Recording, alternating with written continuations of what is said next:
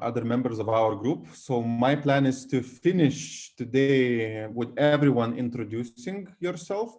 So let's see how much we will manage. So as I said, Barbora, Manuel, Cipriano, Ioana, Maria, Živilė, Ricardo, and Pavel will be the ones introducing themselves now.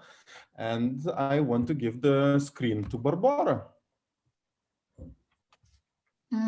Hello, my name is Barbora. I work in Lithuanian Youth Center. I'm a mobile youth worker, and my superpower is organizing events, and I think this is my power, and I love it, and I think it's my superpower. Thank you. Thank you. So Manuel, we go to you if you are here.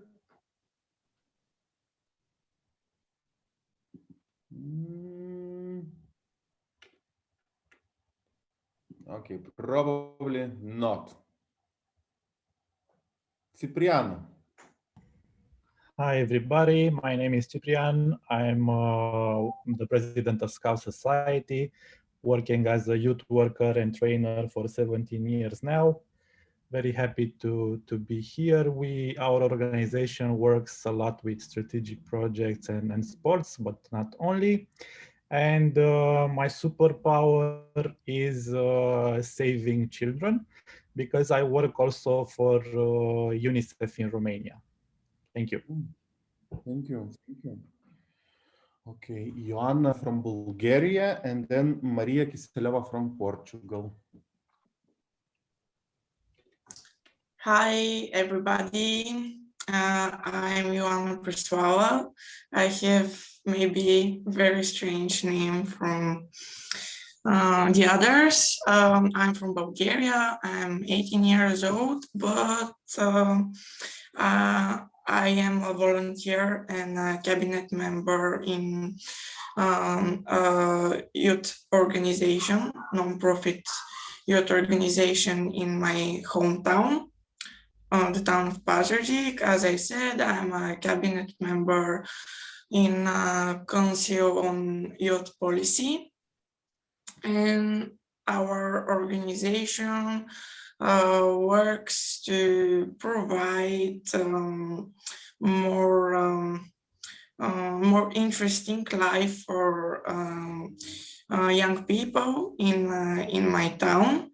I'm a volunteer. I have been a volunteer for 3 years, I think, and my superpowers, I consider myself as a very energetic person, very positive, and I think that helps me to gather people around myself to give them positive energy, and I think this is very important for a volunteer and youth workers. So that's for me. Thank you very much, Ioana.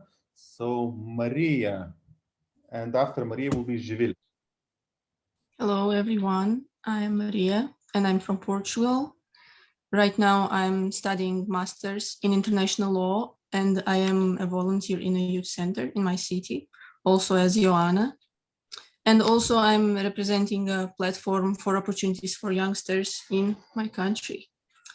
So my superpower, I'm not sure if I have a superpower, but I think that I always stay active. Maybe that's a superpower. Like I cannot lay down, or just I always want to evolve, to do something, maybe volunteer or learn, read, anything. So maybe that's a superpower.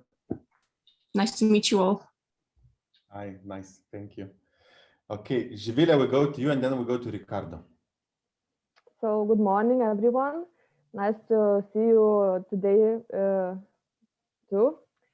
I'm Živilė from Lithuania, from Prienai city. I'm a youth worker, and also I manage projects. So I manage projects, working with the youth, working with activities, volunteering, and also I work in a cultural center with projects and activities. So I don't know, maybe my superpower is to manage all in one time. And it's about for 2 years when it's all about all for me once. So maybe that's it's a superpower. I don't know. That's all. Thank you. Thank you very much. Okay, Ricardo after Jivile, and then Pavel. Hey, hello, everyone. My name is Ricardo. I'm from Portugal, most likely in Vila Nova de Goiás. I'm a youth worker, but I also have, I'm being a municipality. I work in the sports youth associations department. So we have many issues combined between youth and education. So it's various roles, various projects, but just to keep it short for everyone to talk, if you can consider the superpower, I would just say I'm very resilient. I try to do my best. If it doesn't work, I have to figure out how to go around it and keep trying and do the best again. So that's what we have to do. Thank you very much. Pavel. Hello, everyone. I'm from Bulgaria, 39 years old. I work as a psychologist, and from 1 year now, I manage a department in municipality called Prevention of Drug Use. And in this department, I manage a few psychologists, and we as a team work with children and youth, all kinds of alternative of the free time to spend time, leisure, also different interests and everything that develop children and youth as emotional intelligence, financial knowledge, everything. And I'm very interested to exchange with your experience and maybe can implement some good practice to my city and to the youth. My superpower is intuition. Super. Thank you. Thank you very much. Did Manuel come back? Join us? Probably not. Okay, guys, so we will continue our program. So as Marius said, we will talk with you now about youth work from the historical perspective also, to try to understand how it has developed. So for the next session, there will be 3 steps. So first step, we will clarify a bit the terminology. So the main words which we use. Then we have prepared the presentation, and we will end the session in groups discussing about youth worker. So I would kindly ask you to come back to Slido. So use your smartphone, use another window in your computer to connect to the Slido questionnaire which we used yesterday. So slido.com, password is 0730, which is the birth date of Marius. So yeah, please join. And it's possible to join by scanning the QR code with your camera, or also slido.com and entering the passcode, password into the form.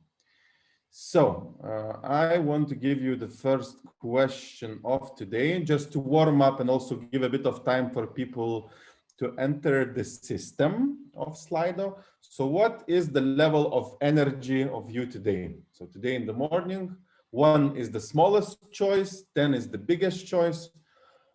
Okay, so it's quite different from 2 till 10. 8 is leading already. 24 people have joined. Maybe someone of you wants to comment why you have put 9, for example, or why you have put 3.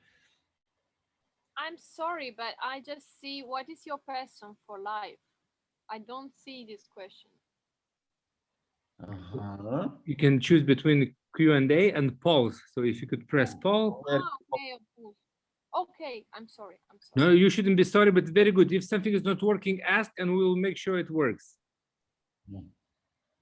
Okay, 29 people have joined out of 43. So 31. Okay, comments on the energy level.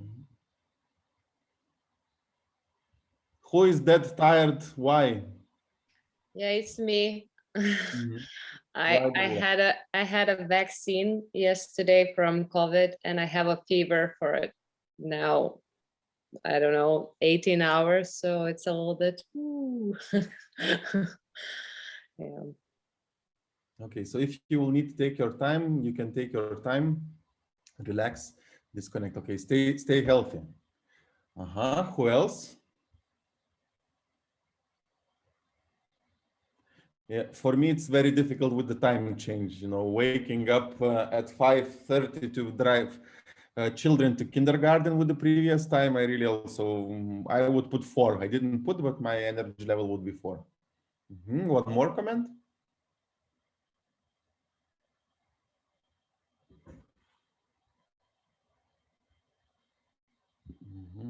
So let's use the old teacher's method and invite a person to talk. Elsa, how do you feel? Hi. About my energy level? Yes. I didn't sleep very well, so I put a 6 because I'm excited to be here, but I also woke up many times during the night. I have a headache and I have pain in my back, but maybe that's from yoga that I did yesterday. Yeah, they say sports is healthy, but often we know that no, after sports you feel pain.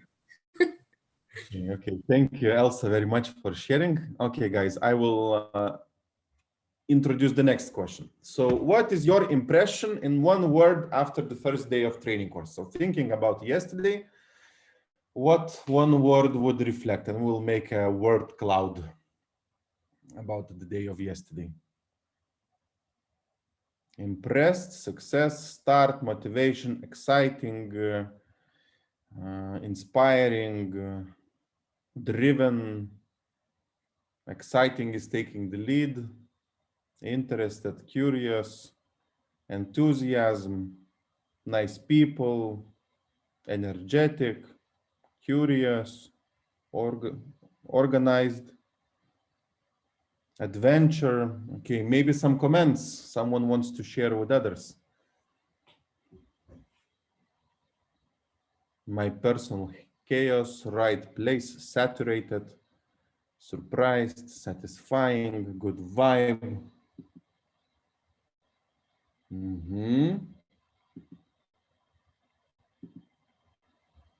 Okay, let's look whom to invite to speak up. Victoria, how are you? Hi all. I typed interested. As I said yesterday in the small group, I previously wasn't thinking that I would be interested in an online training because, you know, in the past like year and so we have been all in front of the screens, but the organization, the energy, everything basically is so good and it's keeping me interested even today when my level of energy is like 3. And yeah, I'm really interested and I'm inspired also. Okay, thank you. Thank you. Okay, Christian, do we have you?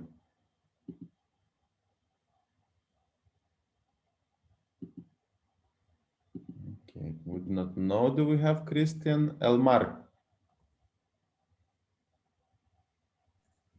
Yes, good morning, everyone. Hi. I realize that it's a nice project for me. So I am happy to be here, and I hope to learn something. And learn and do it in my center something interesting. Super. Thank you for sharing. Okay, guys, we have a very nice word cloud. We will share with the rest of the world in Facebook to communicate how we are, what we are doing. And now let's clarify some keywords which we were using from the day yesterday. So please choose an answer. What is the definition of a young person? Is it from 13 to 30? Is it from 7 to 24? Young men till they get married, and men, it's not man, but men, the male gender, up to 40, 45. Yeah, from 14 to 35. 20 people have answered. 21, 23. Maybe some reactions, shouts of anger. Just to know, because I was checking the 30 until 30, and now is appearing 14, 29. How it happens? I don't know. Come on, Mitarin, I'm young. Gloria? I have a question. You're referring to the European definition of a young person, right? Because at the national level, we have a different definition, but at the European one, there is a certain one. Just to clarify. So can you share, tell, so what is your national definition and what is the European definition? So as far as I know, the European one is until 35, even though, for example, for such projects as EVS and so on, it's until 30, but at some, like, as far as I know, the definition is until 35. But for example, at my national level, well, what you can benefit from and everything is only until 30. So that's why it's like in between for me. Joanna, where did you find 35 in European definitions? I don't remember exactly where, but it was like ec.europe.com or something like this. It was a document. Mm-hmm.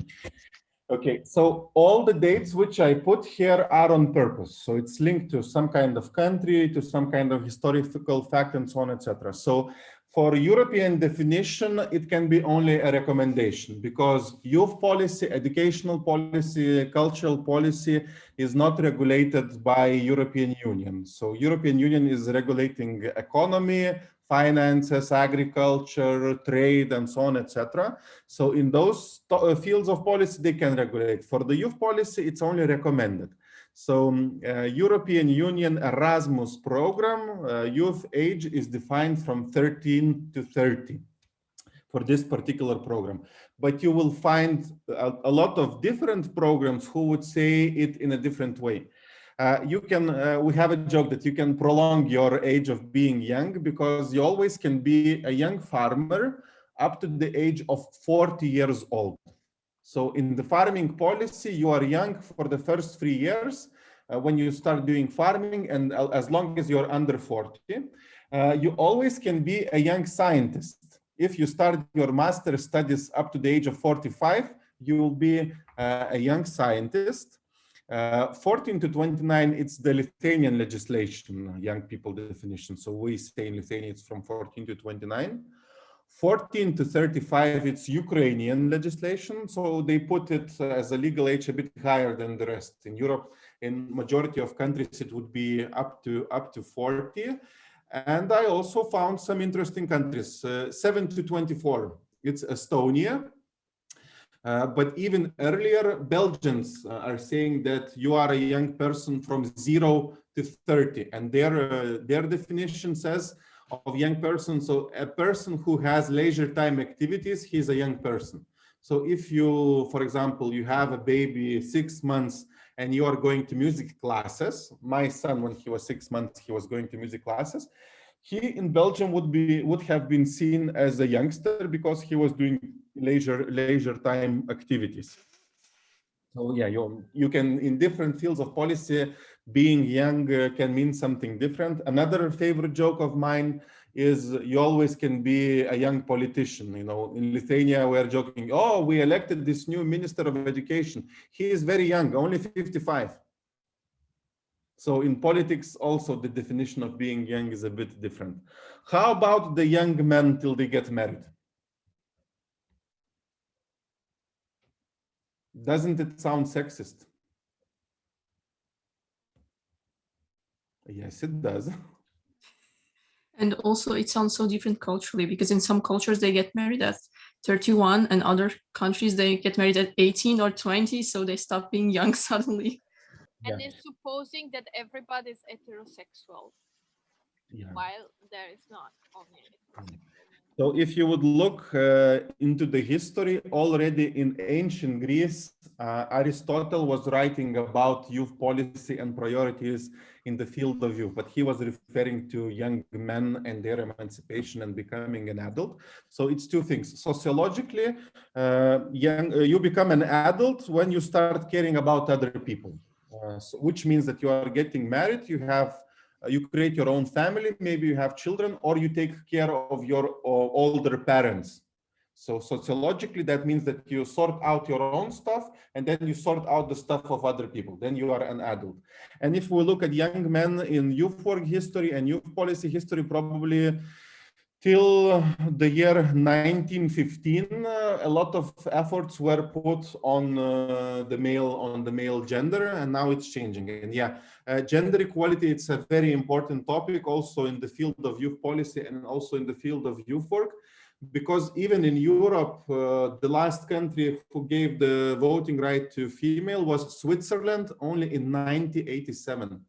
So that's also not so far away in terms of time. So yeah, young people, we take all genders, all religious, all political beliefs, whatever, as long as you are from a certain age, you are called a young person, and that's the focus.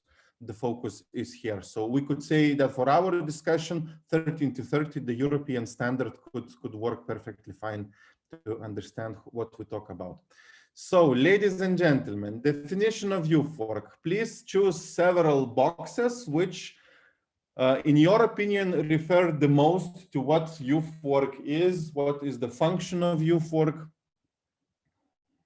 what it should focus about. So it can be educational activities, activities for young people to get involved and integrate into society, activities implemented with young people, leisure time activities, activities based on the needs of young people, empower youth to create his own life consciously and creatively, and to participate actively in civic and professional life.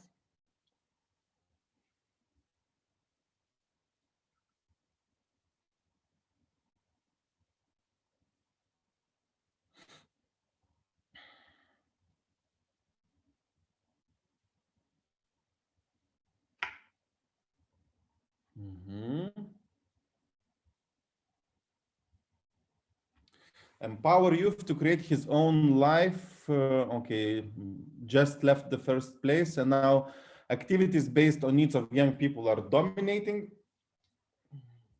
33 people made choices. Okay, so it's linked to activities of doing something, empowerment, integration to society life. It's also educational. It's implemented with young people, active in professional life and civic life. Okay, 37 of you made your choices. Congratulations, every one of you are right. You chose the correct answer. I took the Lithuanian definition of youth policy and split the definition into the points. So what the youth policy does. So youth work, what youth work does. Basically, youth work, it's activities which help young people to go from a child to an adult. So find your place in life, be employed, have a successful life that you are able to care of yourself, solve your problems. There is always a discussion about integration of young people into the life of society. People are criticizing this point by saying, who took the young people out of the society that now they have to be integrated? Young people, they are the mirror of our society. And that's quite an important quote. Why?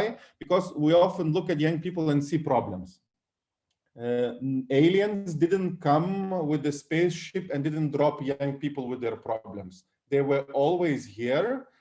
They reflect a lot of fears, social pressure, and a lot of other problems of our society. So as I like to say, they are the mirror of our society, and they show the symptoms of our society, of our families, of our educational, social, and cultural policies. So yeah, and that's quite a difficult thing also to be a young person these days, because of all the isms and things happening. So the young people these days, they're doing distance learning. That was not happening when we were studying in school. They talk about the digitalization, globalization, health issues, climate change, fake news, radicalization. A lot of stuff is happening which were not happening quite some time before, or we were not talking so much at it. Social media didn't exist 14 years ago. It had started. So that's quite a big challenge and effort. So the next term is youth policy. So we have youth work, youth centers being part, how youth work is being implemented. And then we have youth policy, a bit of overall policy. So the youth policy it's above youth work, it's above youth centers. So policy, it's all the priorities in a particular field. So we can say that, we have educational policy, we have cultural policy. So please choose your definition. Mm-hmm.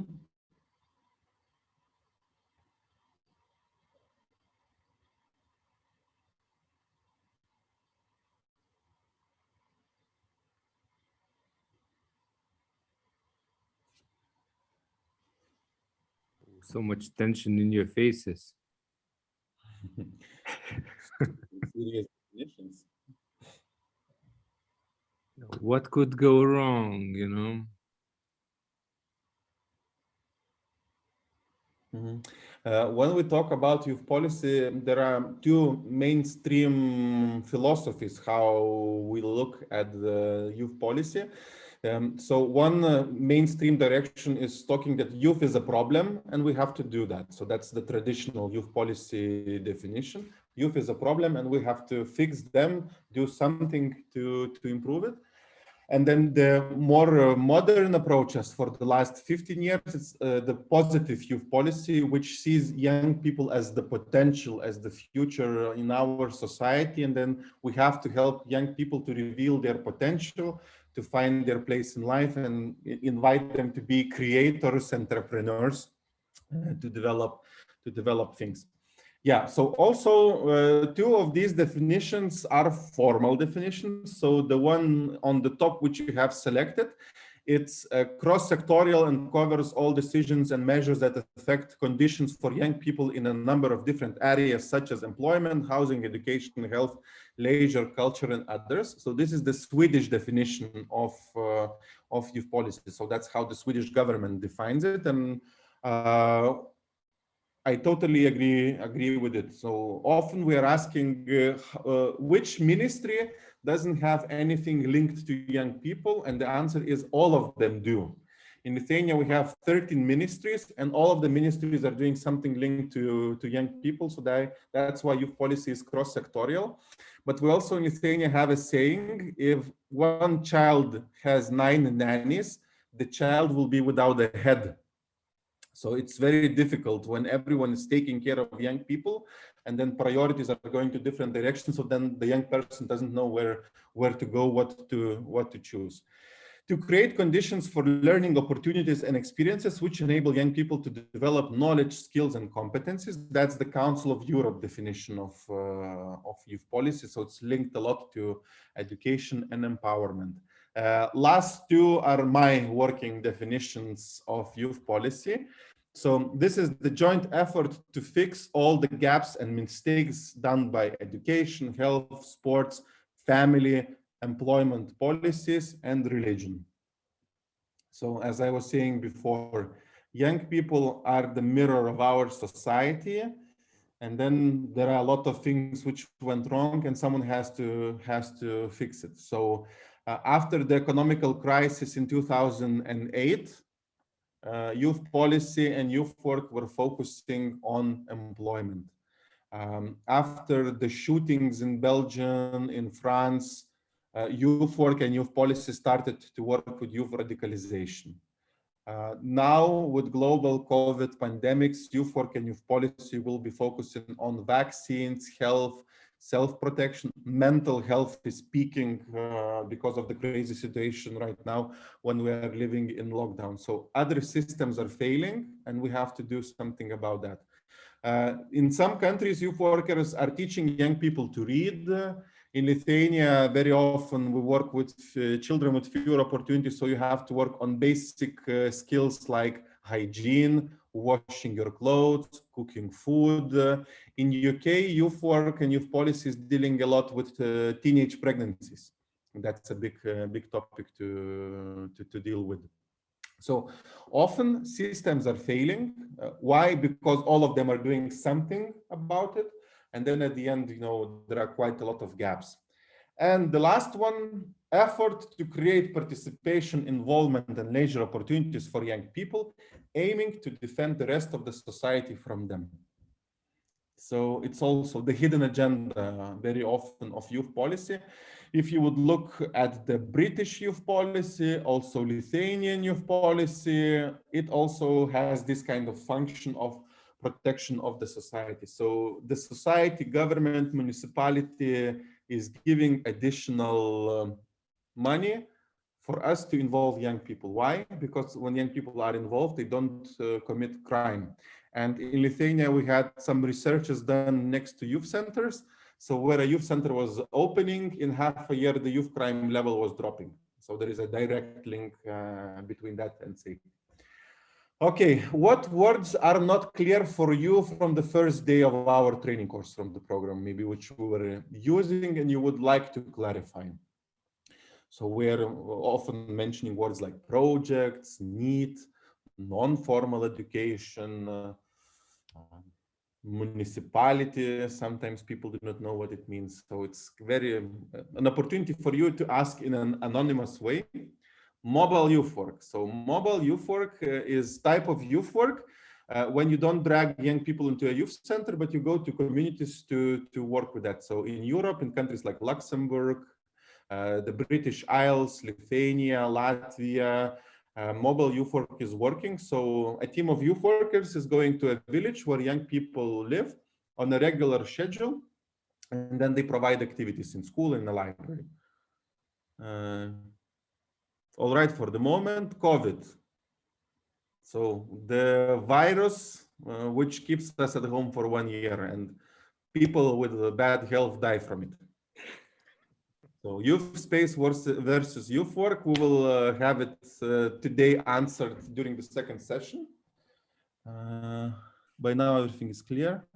All right for the moment. Okay, a few more maybe questions in terms of terminology. There is mobile youth work. Mobile youth work I explained. No, for the moment, Padlet. Padlet is the app which we're using. Marius will paste in again into the chat the Padlet link. So for the ones who haven't filled it yet, you can fill it. So we will use it to know each other better. So we create profiles in Padlet.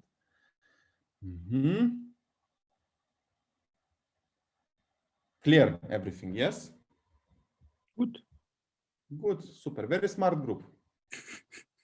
I wouldn't expected anything else from you guys. Okay, a question about Padlet came, not Padlet, online learning badges came in, so we will try to cover it a bit later. Okay, so I have prepared the PowerPoint. So when physical training courses were happening, we were surviving somehow without PowerPoints. We were making paper PowerPoints, but now with this new reality, also trainers in the youth work field have to adopt and use other tools. Okay, so PowerPoint on youth work history. I will soon share it with you. Okay. Boom. Good. So it's prepared by our colleague Laimonas, with whom we were working in Lithuania. So the author has to be here. So let's look a bit into the history of youth work. And to look at the history of youth work, we have to come back in time. So we have to travel and we have to look at the history. And the middle of the 19th century for us is very important. Very big sociological changes were happening in the middle of 19th century. Maybe someone can help me. What was happening in the middle of the 19th century?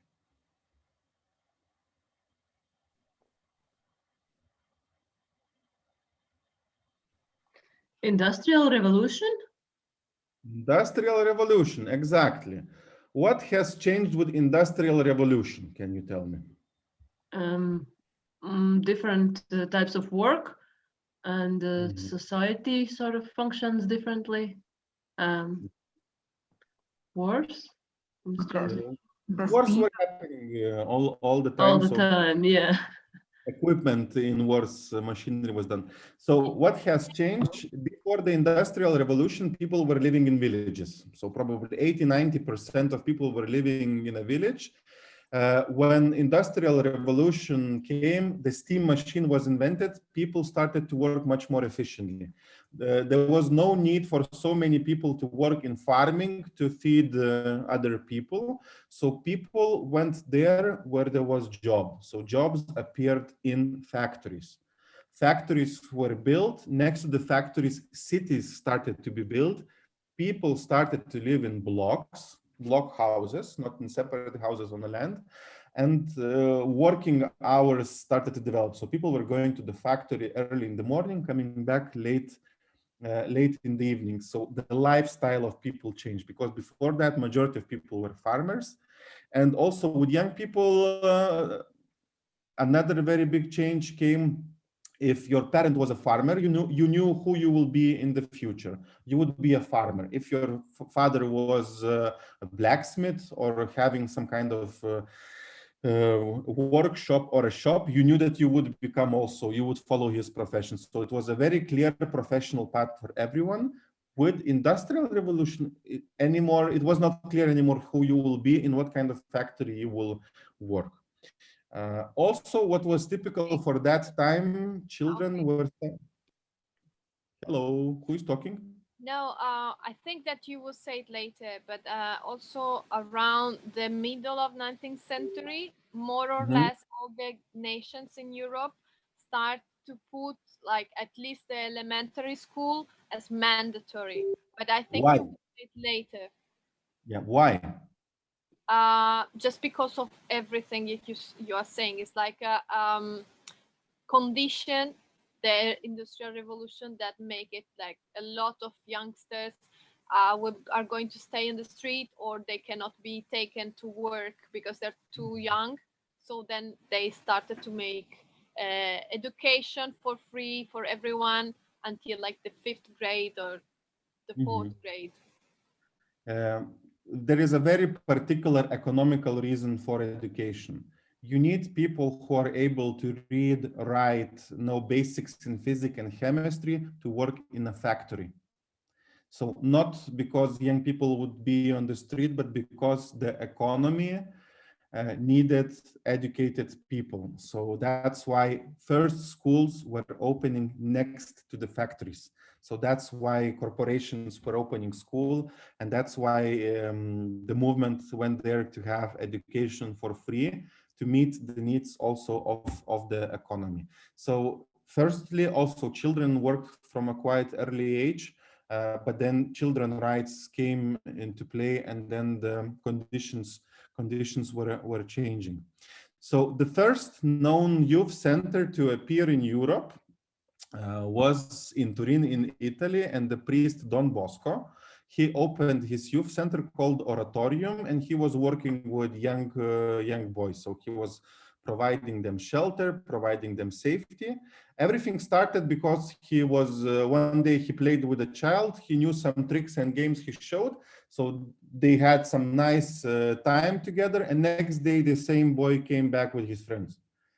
So that's how it started in UFORC, and still Don Bosco is one of the biggest organizations in the world, working a lot in Latin America with development work, with social work. But they were the first ones to open the youth center. So in 1845, the youth center Oratorium was opening in Turin, in Italy. Yeah. So as I said, the boy invited his friends to come back. So also, what the history is telling, that the boys were attracted by his obvious love for them, paired with his talent for magical tricks in juggling. So he was interesting for the young boys to come back. Don Bosco's philosophy, why he was working with boys, because he was thinking, if you teach one boy of skills, practical skills of trade, you will save a family. So he was investing into boys, thinking that in the future they will be able to take care of his own family. So at some moment he was dealing with 500 young people, young boys in his center. So he was protecting them from being on the street, from social injustice. Also, they were from vulnerable groups, and space for recreation and climate for confidence. So he was creating a safe space for them. Recreation, it's leisure time activities, and also it was a safe space to develop confidence, believe in yourself that you can achieve and do something. Yeah, so, and also he is one of the founders of peer-to-peer education, that young people are teaching other young people to do something. Basically, a lot of these things are still happening in youth centers. We have active volunteers who are doing stuff, and also it's an active leisure time activity.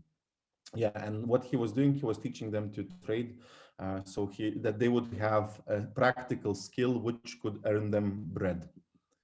Okay, another how to say, godfather of youth work and youth organization movement. So who knows this guy?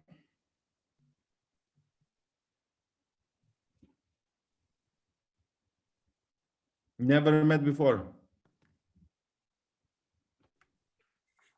Cyprian, you should know him. Yeah, I know him. He like started the Scout movement, and he's the founder of Scouts, Sir Robert Baden-Powell. And the methodology and the thing that he did with the youth, it is one of the foundation for other organizations and youth works in Europe and in the world. Yeah. So Robert Baden-Powell, the founder of the Scout movement, which is the biggest global youth organization right now. So his philosophy was that apart school and family, there is leisure time activities. So the time which young people are spending with their friends. So you have to do something about that. Young people want to be independent and self-managed. So they want to have responsibility, they want to initiate things, and they want to do things by them on their own. So also we still see that some of the young people, they strive to do these kind of things.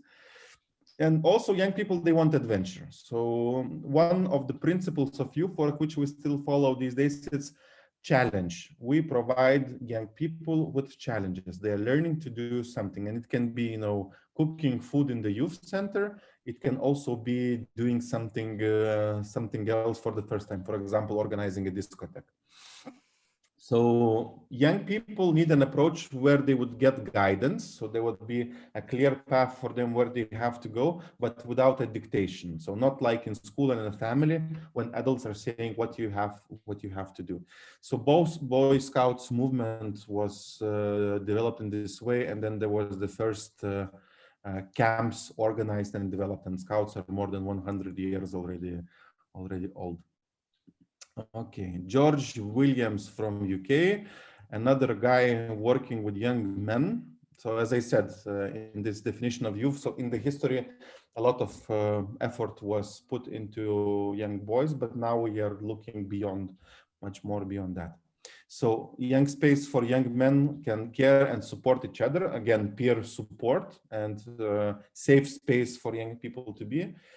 And separate youth environment during leisure time under the sympathetic and supervisory eye of an adult. So very often the youth worker is an adult in the room, but who has quite a nice relationship with the young people. So he founded YMCA, also globally known organization, which still is quite active and working a lot.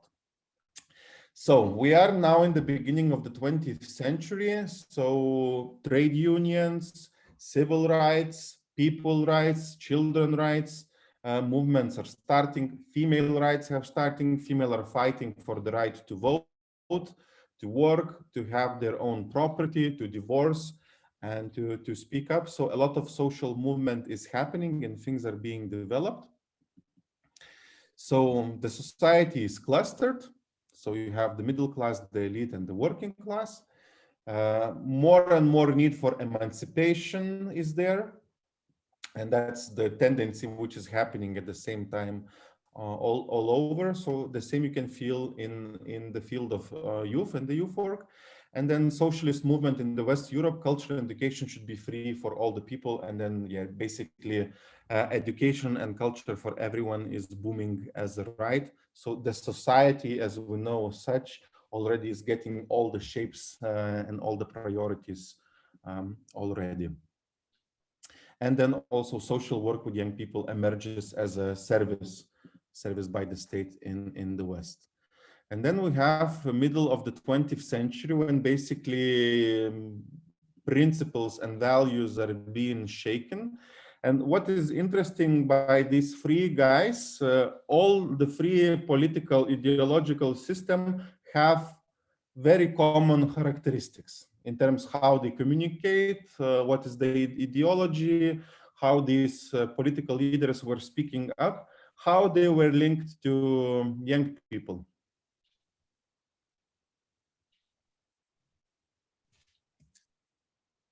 I think directly, because the many movements was built exactly based on the young people coalitions, let's say, to give, empower them and to show them the aim, let's say.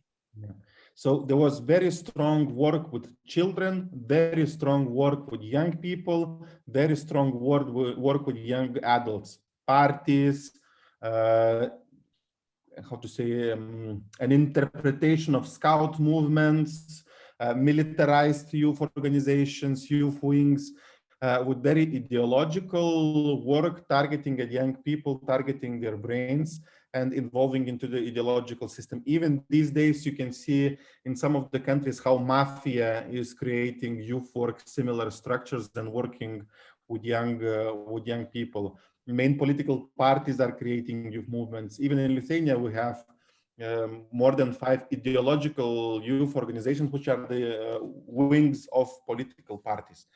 They don't associate themselves so much. They try to be as much as possible independent, but the ideology is there. So there is quite a big tradition linking working with young people to ideology and philosophy and to politics. And as a result of that, there was quite a lot of brainwash happening. So these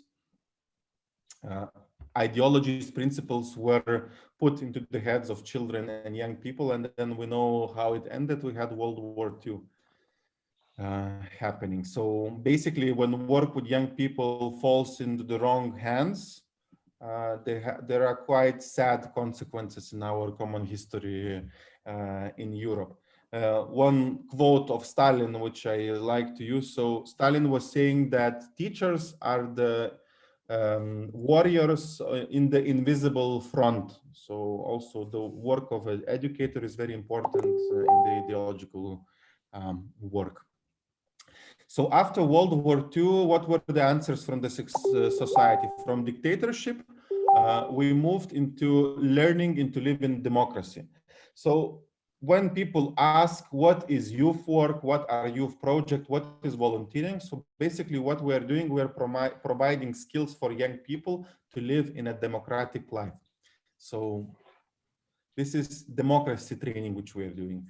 So from brainwash, we're going to critical thinking and fight with oppression.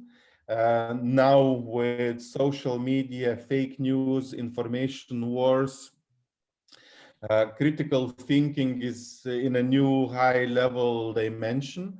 Also emerging new challenge which is happening in war and genocide, peace and nonviolent communication. So also after World War II, a lot of programs, activities, youth centers were created to deal with the consequences, to work with young people and children who were brainwashed, to work with former soldiers, to re-educate them, and to provide them liberal democratic values to understand how things should be working. Do you know how the first why the first youth exchange program was created and where the first youth exchange program was created?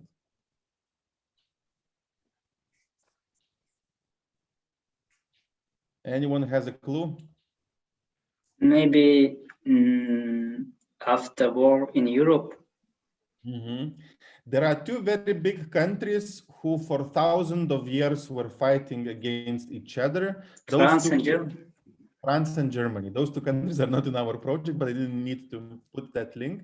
So the first exchange program was to bring young people from France and young people from Germany together because they were fighting for hundreds of years, and basically millions of money was invested for young people to meet, to be together in camps, in youth exchange activities, to socialize, to see that we are more similar than different. And now really a lot of politicians from Germany and from France, they themselves have participated in youth exchanges in 60s, in 50s, in 70s. Later on, they invited other countries to join, like Turkey. And then we have now European programs of exchange programs more than for 30 years already happening. Why? To solve conflict. So if someone is asking why we are doing youth exchanges and youth activities, for wars not to start happening in Europe again. So now we move to the 60s in the Europe, and the humanistic psychology and psychotherapy is starting to develop. Also in the field of education, humanism is starting to appear. So the humanistic approach says that the three things, the body, the mind, and the spirit, are equally important for education of young person. So through open, trustful relationship, young people can grow. So even in these days, we say that the essential tool of a youth worker is building a relationship with young people. You become a better person if you understand yourself better. You have to have authentic experiences which matter a lot. So together with other people to experience something together, that's a nice thing. So something like we are doing right now. The direction of growth, the direction of personal development is chosen by the person himself. You know, we often have a saying, you can become whoever you want. You can choose the person who you want to love and who you want to marry. You can choose your profession. You can choose what to study. You can choose to have a gap year. Yes, you can from 1960s. So these choices are only 60, 80 years old in Western Europe. In a lot of countries, these choices are not yet legal still. That you can make the decisions by your own, that not your parents and grandparents are making these decisions. And also that critical thinking liberates young people. So Carl Rogers, Kurt Lewin, and Paulo Freire were writing and developing in this field. So also in the 60s, new forms of youth work were emerging. So youth cafes were opening in UK and in other countries. Also youth centers across Europe were opening as a form of leisure time activity.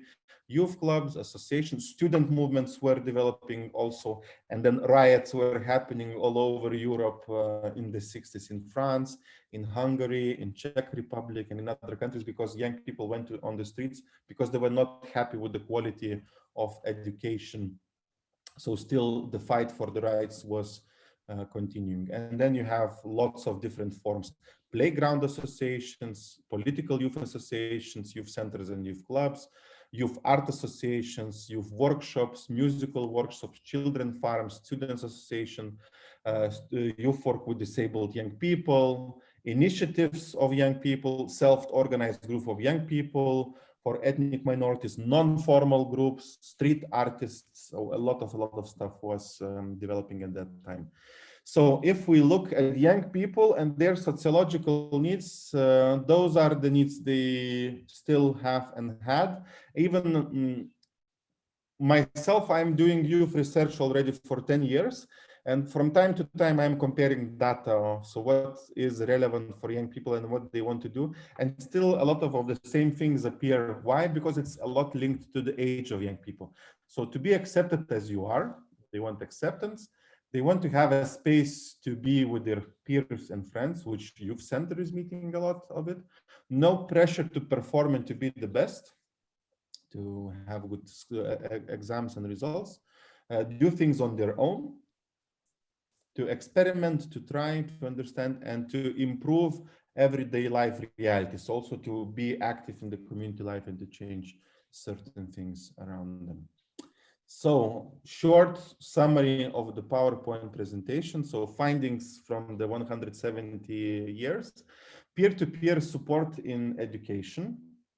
So, Don Bosco started that. So, young people can teach other young people or be a good role model to learn from each other. Separate youth environment. So young people want to be with other young people without adults, and they want to have their own space and time, their own topics. Guided but not directed and adventure driven. So you have to give paths, but young people have to make decisions. So you don't have to impose things for them. And also it has to be challengeful. Outdoors, camping, canoeing, climbing is still very interesting for young people, particularly now even more because we are in lockdown and also schools and families are doing less of that. Emancipating and liberating, so fighting for your rights to speak up. Young person-centered education, so humanistic approach saying that the young person is the most important in the learning process, and also in the 60s, non-formal education as such also started. Yeah. So this is the summary. And youth work of today. So the Lithuanian definition of youth work. As I said in a slide, we were using the same tool here. So youth work is educational activity implemented with young people during their leisure time activity based on their needs, aiming to provide conditions for young people to get involved and integrated into the life of society, empower youth to create his own life consciously and creatively, to participate actively in the civic and professional life. Youth work complements the systems of education and family education. So short overview, historic overview of youth work. If you want to read more, I posted yesterday Philippe Cousset's books, links to his academic work, because he is the one researching youth work history across Europe. And there are already 5 books about youth work history if you want to read more. Also, there is this informal education encyclopedia in FED and Council of Europe Coyote journals about youth work history and other topics. So for the ones who want to read more. And please make a print screen of this slide, because this is the next task which you will have to do in mixed groups. We will send you to reflect a bit on the discussion which was happening. So I hope print screens are made already. So, ladies and gentlemen, 3 reactions from you, and then we will send you for discussion to reflect a bit on the presentation. So, who has a camera on? You will not be invited to speak up. So, I see that Ugnia is without a camera. Ugnia, are you here with us? So, turn on your microphone. How was it, the presentation? Well, it was kind of engaging, I'd say. I've learned some of the new things that I wasn't aware of, in a sense, it kind of complemented my understanding of youth work, of youth worker, and that's pretty much it. Thank you. Thank you very much. Okay, who else do we have here? Luis, how about you?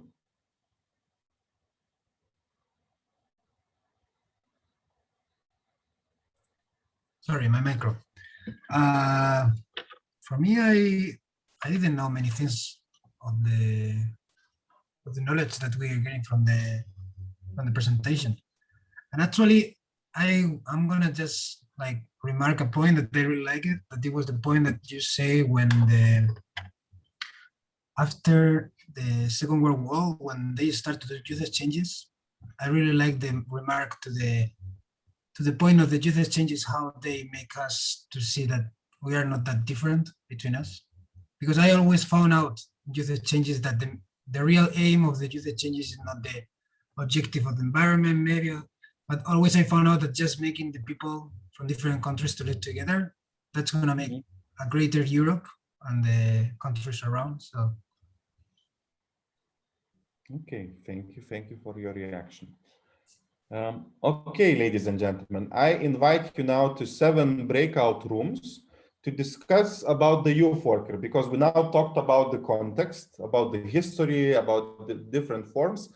So, but let's discuss who should be this person able to navigate in this changing environment, help young people to become adults.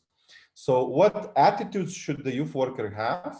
What should he know, and what should be able to do? So it will be 15 minutes, and after 15 minutes, we will bring you back a bit to sum up the discussions before the break. So before going to break, we will still come back to this common window. Mm-hmm.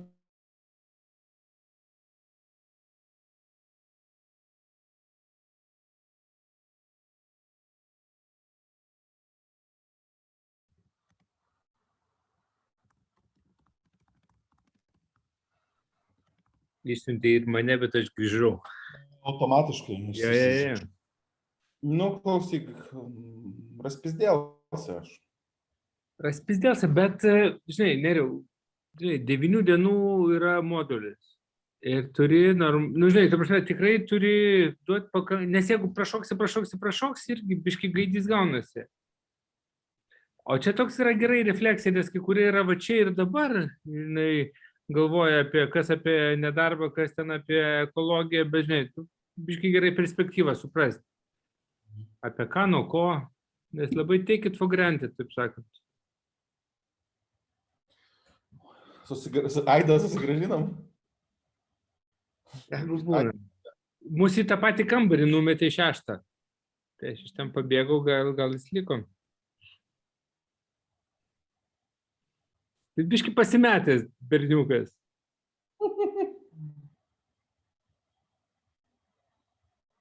Žmona parašė, kad žada troškinio užvežti, aš tai net jau nedrįsau ir atsisakyti. Nu jo, fainai.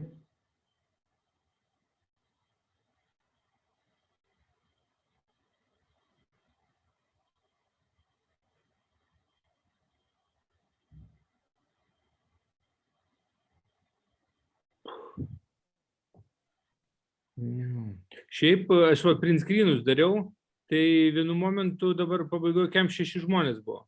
O, tai aš irgi mačiau, kad kem 6. Tai aš tokius jau įsidėjau pas save, žinai, Instagramą, kad jeigu ką matytųsi, tas kem 5, kem 6.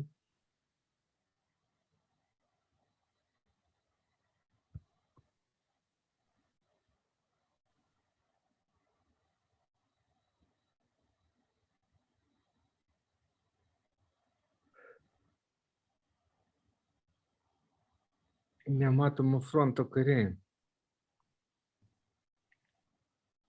Taip, Jorgenui parašiau. Klausyk, o tu tas datas ir įmesi kur? Įmesi į Excelį tą? Jo, aš sumečiau, labai sunku, žinok, buvo. Aš geriau mailą parašysiu. Kam? dalyviam, kurių neturiu gimimo datų. Neringa užsiparinusi, žinai, nu, 81 gimus, nu ir ką. Eik tu nafig. Mariu, mes įrašinėjom. Nieko tokio. Jo, tieš. I was into Scout movement, but for a very short time, and I had forgotten that was so long time ago. And just wanted to say that thank you so much for the presentation, because it showed this wider context of youth, and not only youth, but of personal growth, I would say, that we each go through. And this is like a big stage of life, and maybe some people never grow fully to their potential, and that's something that I'm very passionate about, and creative potential and things like that. So yeah, it showed a lot how important this is. So Thank you. Francisco. Okay. Morning, everybody. Thanks, Nerijus. I took some notes. I'm nerd. And yes, we didn't answer question by question, but we did kind of profile. Okay.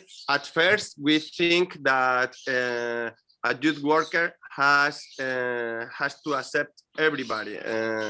It's not like thinking that young people are different than the rest. No. Second, he has to be open-minded. Yes, because he's going to know people, whatever. As well, he has to feel empathy. Really important ingredient in this dish. Social, sensitive, to inspire other people, to be comprehensive, to be to understand everybody, to put in the right box. He has to be politician skills, like a good organizer. He has to live in the present, because, for example, speaking about new technologies, social network, it's really important to be on the wave. What else? Be ready, be interested and flexible. He has to show how he is motivated for his work or for what he's doing, and love his work. Also, he has to be kind of psychologist, sure, and be young forever. He or she can't think that young people are stupid or crazy. He has to be stupid and crazy, we said. And really important sense of humor. This is a really serious thing. Okay. That's all, folks. That's all. Thank you. My reaction on your presentation, I want to react to the joke. So a youth worker is coming to a meeting of youth workers, a conference, and then they are having a conversation. And a younger colleague is asking that older colleague, so what do you think about the music of young people, the music which the young people are listening? And he says, you know, I like the music of young people. I really love the Beatles. Sure. I know some young groups, and I don't understand why they love like reggaeton, for example, from my point of view, but I have to respect and I have to look for the interest of it. But yeah, I want to listen in my house. Yeah, and some people even now are listening to Beatles, and that's quite okay. And then you can be interested why they're listening to music from the previous millennium, as I like to joke about that. But yeah, so what is very important to really be interested into the life of young people and to be, how to say, investigate, see how it works, but don't try to like become a young person. So if your young people listen to reggaeton, good, we can talk about it, they can share with me, but I don't start listening it myself and pretend to be even with drugs. If they take drugs, well, It's already a bit other discussion. What is legal? What is not? Okay, guys. So we have started the discussion about the youth worker. I will share several things with you on the Facebook event. So one thing is Marius was presenting the badges yesterday. So the European training strategy was designed to provide youth workers with particular competencies. So all the competencies which you can claim and develop in the badges, they are part of the European training strategy. So those are the competencies which European Commission thinks youth workers should have. And we will also share with you several tools of self-assessment for youth workers that you could see what kind of competencies youth workers should have in the Facebook event for your further analysis and further investigation. Talking about what you have to know, what kind of skills you have to have, and how you should develop. So now we will go to a 30-minute break. So at 12:05, we are coming back to continue working. Andres will open several rooms for people to hang out, and we will make sure that you can enter with your own choice into the music room, chat room, or whatever room you like to socialize with others. And also we'll have next round of names after the break. So 12:05 in 30 minutes. Asta, Joanna, Letizia, Lina, Christian, Enes, Kjetil will present themselves after we're coming back. Yes. Okay? Thank you, Nereus. About breakout rooms yesterday, my computer was against me. I won today. So breakout rooms will work. If they don't work, write me a message. 4 breakout rooms. And yes, there is a disco room specifically for some people. Enjoy your break. The other names we can call you. So we have 8 more people to introduce themselves. So Asta will be the first one, and then Joanna will be the second one. So let's start. Hello again. Hello, everyone. I am Asta from Lithuania. I work in Elektrėnų Youth Center as a mobile youth worker. And I'm happy to be here because I feel that these training are very nice, and I think it's quality time for me. So it's very useful. And I think a lot of ideas I will use in my future work. So my superpower is positive influence to youngsters by helping them to find their goals and aspiring them to dream big. Pushing them to achieve more and be, of course, more ambitious. So I increase their confidence, empathy. So I think this is my superpowers. A lot of them, very good. Okay, a lot of them, yes. Yeah. Thank you. Thank you, Asta. Joanna, you are next, and then Letizia. Hi, everyone. I have to confess it's the first Erasmus Plus project where I'm not the only Joanna, but there is also the Joanna from Bulgaria. Nice to meet all of you. It's really nice to finally be here because I also wanted to come last year in March. So hi, everyone again. Yeah, my superpower is not necessarily multitasking, but I think time management maybe, because I'm doing actually a lot of stuff, at least that's what people say. I'm a bachelor student, a master's student, I'm working full-time, and I'm here, and I have also my own NGO. We are about 70 volunteers. Most of them are high school students, and I am basically the only youth worker. I guess the other ones are only volunteers, but we are trying to do something for their personal and professional development, but also for the good of the society. So we are doing this on a voluntary basis and also in our free time that is left after our daily duties. Yep, so that's mostly it. Thank you. Thank you.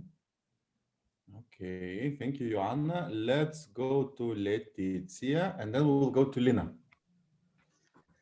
Hello, everybody. I'm happy I'm here with you all. And so I'm from Brazil. I live in Portugal in the south, in Faro, Algarve. And there I work in an association to help people to open a business. And I think my superpower is help people to make money. I work with personal finance and entrepreneurs, entrepreneurship. Yes, and I'm a sociable person. I like to part of projects. Yeah, and I like to connect people. That's all. So thanks. Thank you, Letizia. Lina, we go now to you, and then Christian from Bulgaria, or otherwise known as Mr. Kiko. So hi, I'm the coordinator for youth affairs. I work at the municipality administration, and I guess only Lithuanians know what it is, what kind of person it is under the municipality structure. It means that I have to do all the paperwork related to young people, to different legislations and so on. So my work is like the beginning for all the processes needed. For example, to establish the youth center, I have to make papers and present them to town council, and then if we get agreement, then everything continues. So my superpower, one of my friends keeps telling me that my superpower is summarizing. I can make long stories short.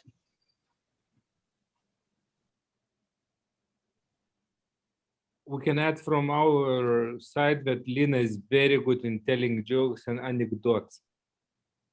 Yes, and also is a very good tour guide. Okay, thank you, Lina, very much. So Christian, and then Enes. Hello, guys. So I'm Christian. I come from the most beautiful country in the world. I don't need to say it, you know it. I'm still a student. From the last 11 years, I'm in the youth sector, but generally in Youth in Action and Erasmus Plus from 7 years.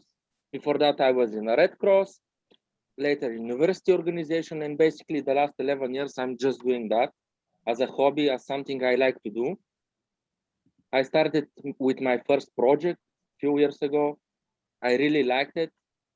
I saw a lot of problems in my country connected to this kind of, not corruption, but basically when the program was not yet so open to us, we had this issue that many organizations were just taking their friends to educational projects, etc. So I saw a problem and I wanted to fix it, let's say.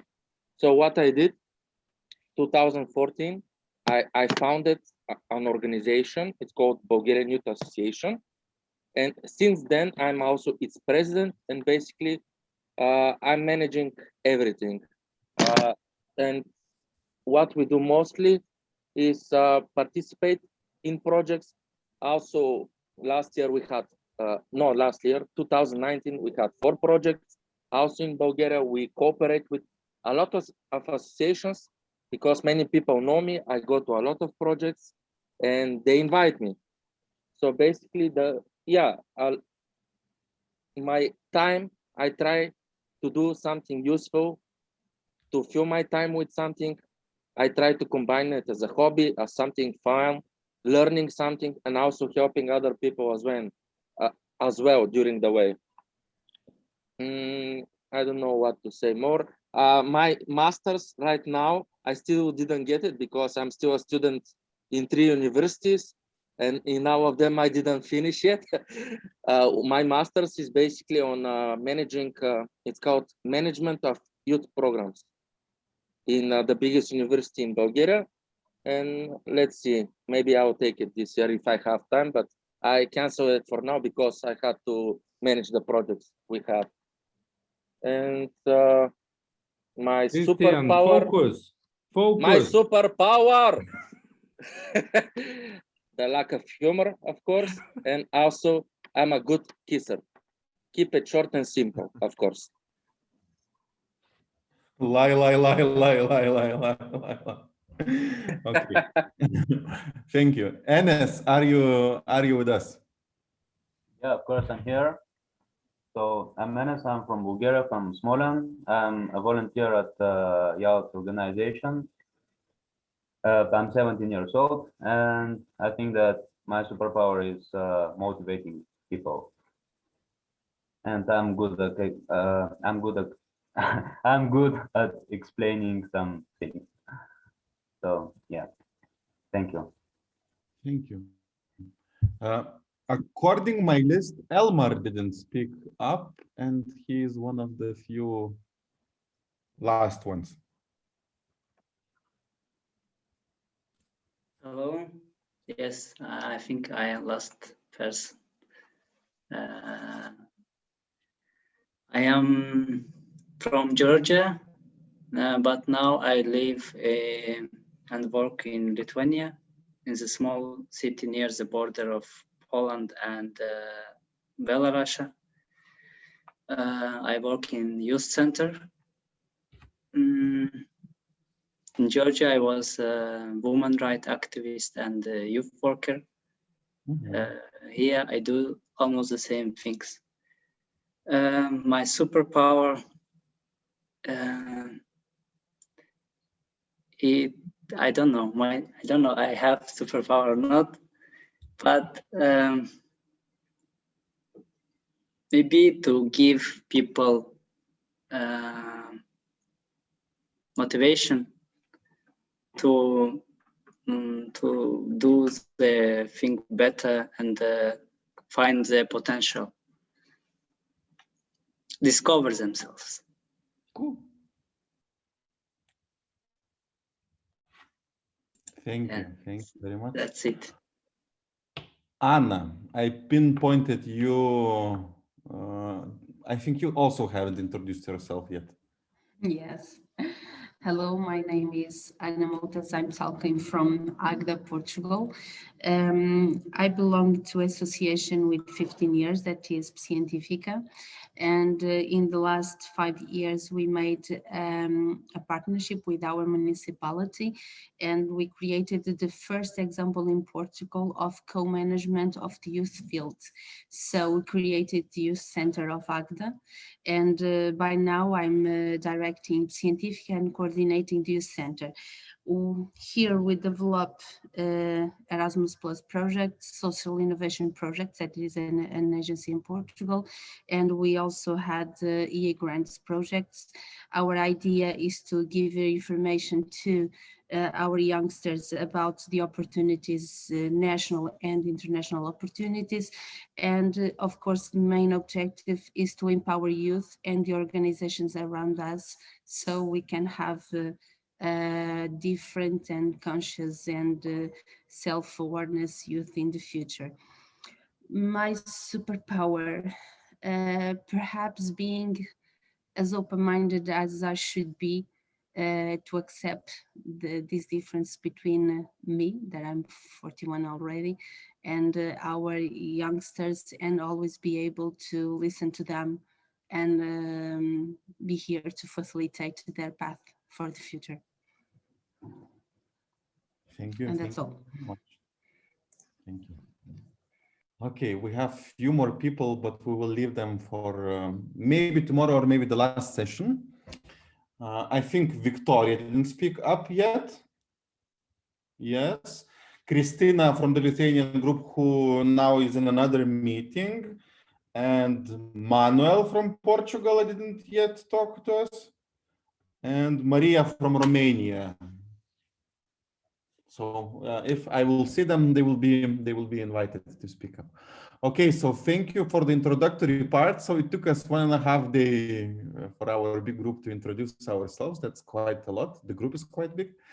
And now let's continue to discuss forms of youth work. So what is mobile youth work? What is open youth work? What is other things? And Andres is taking the screen from me. Yes, but not your computer screen. You can leave that for yourself. Okay, we will, okay, you will talk in the groups about the forms of youth work. I will share my screen for a second to introduce you. So here is a table with 7 different kind of youth work forms. So it's open youth work, information youth work and counseling, youth policy development, youth participation. Then there's the 4th one, mobile youth work, digital youth work, detached outreach youth work, and youth work with volunteers. I am going through them very quickly. I'm not discussing it with you because that task will follow up. I will divide you in 6 groups. So as you see, we have 3 pages. So for each group, there will be 1 page. For 2 groups, it will be the same. So you'll have 2 or 3, depending on your group, 2 or 3 youth work forms to discuss. What we want you to write are the characteristics. So all kind of definitions and things that should be under this. You have also definitions already given. You can mention some examples, how this youth work form would and should look like. And also you can mention how this is specifically implemented in your country. After that, you will have like 20 minutes to do that. And after these 20 minutes, we will discuss it. And Nerijus will give you also some slides more into that, because in Latvia, we don't have it that very specifically defined, but in Lithuania, I have a very good example how to define it also in the national level, and they're really good at it. So if you want to do a good youth work, go to Lithuania, but you already know that.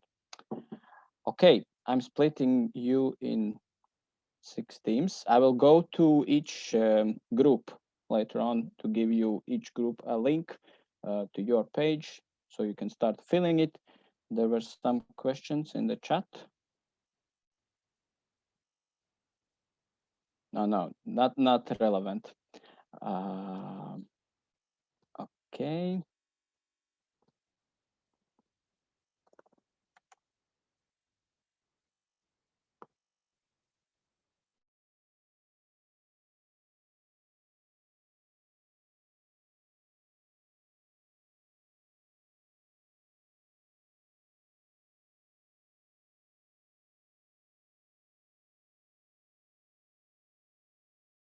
Without noticing. Asta, can you send me your birth date privately? Publicly. Privately. Excuse me? I need your birth date. Gimimo datos man tavo reikia su metais. You will not gonna believe that. Okay, I will write.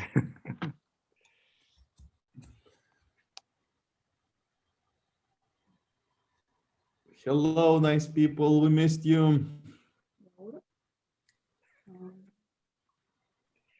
Okay. Is everyone back? 39. We lost some people on the way.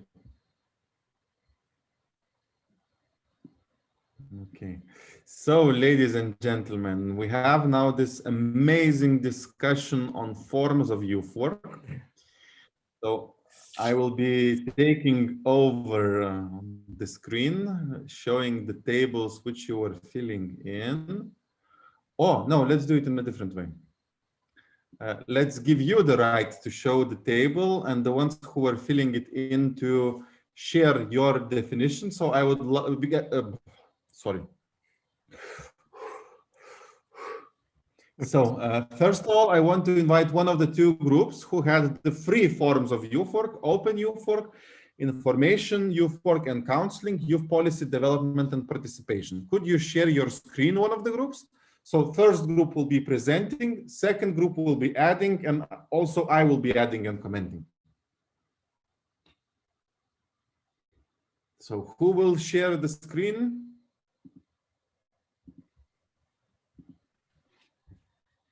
We have time. Share if it's okay for my group.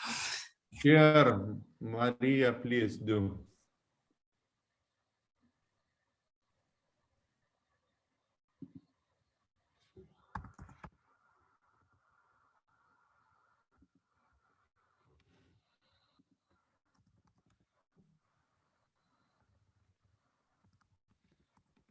Anonymous Lama is writing. Can you see, right? Yeah. Okay, please, Maria, present. Okay, so we were talking about open youth work and sharing ideas about it. And the first we were writing was the characteristics. So we all agree that it needs to be a safe space, which is inclusive, where people can share ideas, and it needs to be a safe space mainly with the youth workers, that with the youth workers, the youngsters need to feel safe and open and to learn together. So I will put this small one, it was too big, okay. And here we gave some examples like do open theaters, board games, debates, local events, workshops, happenings. And we discussed a bit about the situations in our countries. As you can see, most also Romania and Portugal, we agreed that there are just a few youth centers, and maybe, at least in my opinion, and also Tami's opinion, in Portugal, unfortunately, the youth centers are not very known. Like maybe they have a lot of information, but youngsters many times don't know about them. And about Italy, the centers are based for disadvantaged situations. Okay, so about the information, we thought it should be professional counseling, and it should be always supportive, confidential, empathetic, like not criticizing, not judging. And we should encourage youngsters to take challenges.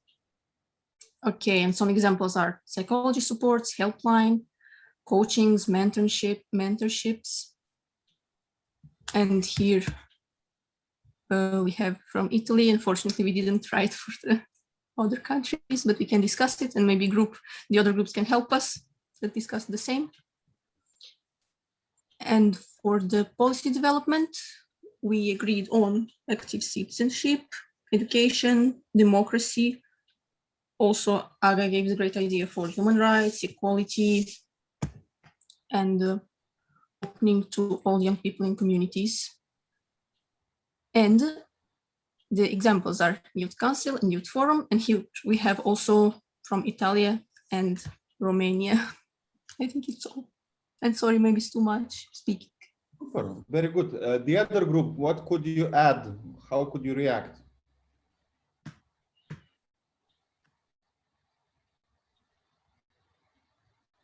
Gennaro pasted a heart. But I am in this group, that's why. Okay. Who was the other group working with the same three forms? It was Aga, Barbora, Naro, Letizia. Where are you all hiding? No, we are in the same group. Here with Maria. Yes, this is our group. This is our group. Ah, then the second group is Mr. Kiko. Yes. Mr. Kiko. Mr. Kiko. A different group. Yeah, so but we had the same, like, okay, You have the I will same quickly form. say. Yeah, sorry, I'm without a camera at the moment. Yeah, so we also had open youth work. We were struggling quite a bit, as half of our group was not active, unfortunately. But what we could add, we were also talking about empowering, and the space feeling free and including, and also that it has to be fun. It can't be only about some formal stuff, that it's very experimental in a way.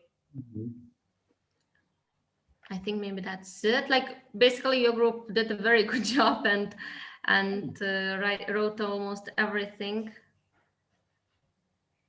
It looks perfect.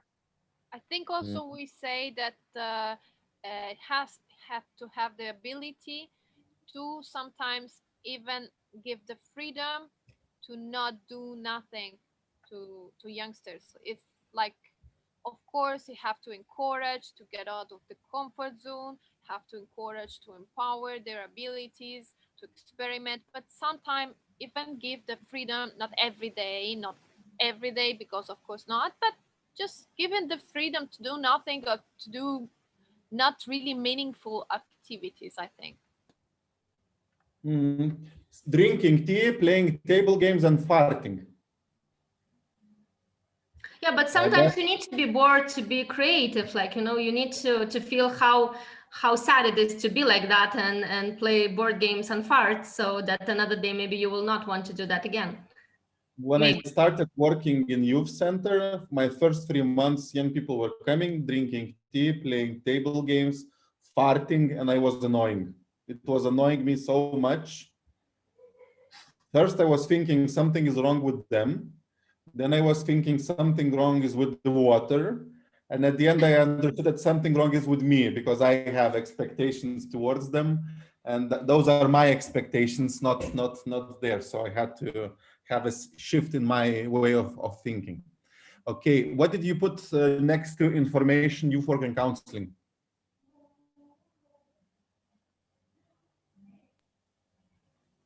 So there were teams Jorgen and another team. Yeah, Jorgen team. I think Ola, your team was working with information counseling, yes? We tried to understand the table. It was difficult, but we were trying to write down in this part characteristics of the youth workers. And we don't know if you understood it correctly or not. It's the most important thing that you have discussed, and you have discussed about Yeah, we have discussed. Yeah, if I remember correctly, we were discussing about the qualifications needed, and that this person should be highly educated, maybe should have a qualification because it differs on different countries. It depends on a country, of course. And usually some share that usually those workers have another job because youth work is merely recognized, and at the most places are not recognized, unfortunately, and is not paid well. So those people have other jobs, and that in a lot of cases people tell their life experiences and base their work then on their experiences and practical learning. That's as far as I remember. So Joel, I'm mistaken, maybe you can. Yeah, we also spoke that there are some cases of youth workers that go for information in youth centers or in schools or in non-formal education situations that give their experience, but like, for example, from a traumatic experience as an accident or a former drug addict, or, you know, like somebody that was struggling with, I don't know, like eating disorders or something, and they become kind of awareness sponsors, a kind of, and they work with youngsters, and usually they don't have a background usually, and they just give their life experience. Yeah, like in Lithuanian we call them sometimes people libraries or open libraries. Okay. Cool. Something to add about policy? The only thing we managed to discuss is that we feel, like at least I myself feel, that in Lithuania and in other countries, even though there is some work done, it's still in progress, and still there is lots that needed to be done. I definitely agree with you. Myself, I was for all the 15 years doing something with youth work development. From that time when we have funding for youth centers, but the amount of work which was done, it's 1,000 times bigger than it was before. So you really, when you look retrospectively, if you look back 15 years, so the way how we started in 2006 and what we have now. In 2006, it was, wow, amazing if you have a youth worker who is working for a half a load. In Lithuania, now we have youth centers with 11 workers. And the director of the youth center is coming and saying, okay, we are now in a conflict. So help us to solve conflicts between workers. So we started with 60 square meter youth centers. Now we have several youth centers which have 1,000 and more square meters for a small town community implementing it. So things are really changing. And what is very important to understand, people do not notice how fast positive changes are happening. So we realize it much slower than it really actually is happening. So the way how we live, it's much better than it was. And in all the fields, things are being developed. So what we have a filled-in table with forms of youth work, which you will get at the end of this discussion. So to react very fastly about these three forms of youth work you were sharing. So open youth work. Open youth work is the mother of all youth work. So any youth center which is working, it is basing their methodology on open youth work activities. Andres was saying about these forms that they are defined in Lithuanian context, but this is the agreement between European Commission and Council of Europe. They have decided and designed these definitions, these forms of youth work. So it meets really the diversity of what we have in Europe. So open youth work, all the youth centers in the political discussion, we use this term. What does it mean open? It means it's for free. It means anyone can enter. So that's the low threshold. So there are no requirements for young people who want to attend the open youth center. So it is working with individuals, it's working with group, also with the community, it's working with parents. What is very important, and this is from Lithuanian definition, you have to have a separate entrance into the youth center. The youth center cannot be on level number 4, and you have to walk through all the library to enter the youth center. Why? Because young people are making noise, because young people are smoking cigarettes, because young people are misbehaving, and then it can draw not needed attention and also cause conflicts which are not needed. So it doesn't matter of what kind of youth work we talk. Is it mobile youth work? Is it detached youth work? The same principles apply of open youth work. And I will present a bit later these principles. So for information and counseling, who of you are Eurodesk info points? Or who of you know Erica, the Youth Information and Counseling Network in Europe? Maybe someone is a Eurodesk regional partner. So this network is working with youth information. It's one of the oldest forms of youth work from the 60s. So youth information points, youth advice, advice on the phone. So these activities are happening quite a lot. Especially now, everything is in one place. Do you know in what place you can find everything, all the information you need? How this place is called? Website? Google.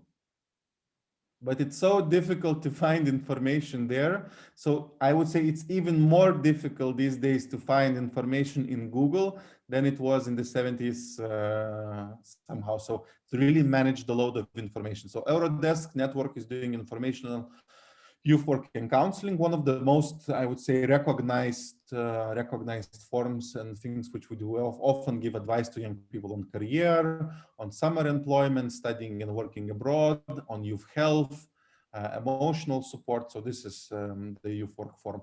And youth policy development and youth participation, Lina from Šilalė municipality, that's her bowl of work. So youth councils, youth parliaments, structured dialogue, conferences. This is also a way how we involve young people. So one of the nice definitions from a youth worker, which I heard in Lithuania, he said, you know, a youth worker is the link between a local politician and young people. So those people, they are making politicians and young people meet, discuss, they channel the ideas, the proposals, and then they create a space for dialogue to make young people involved and inclusive.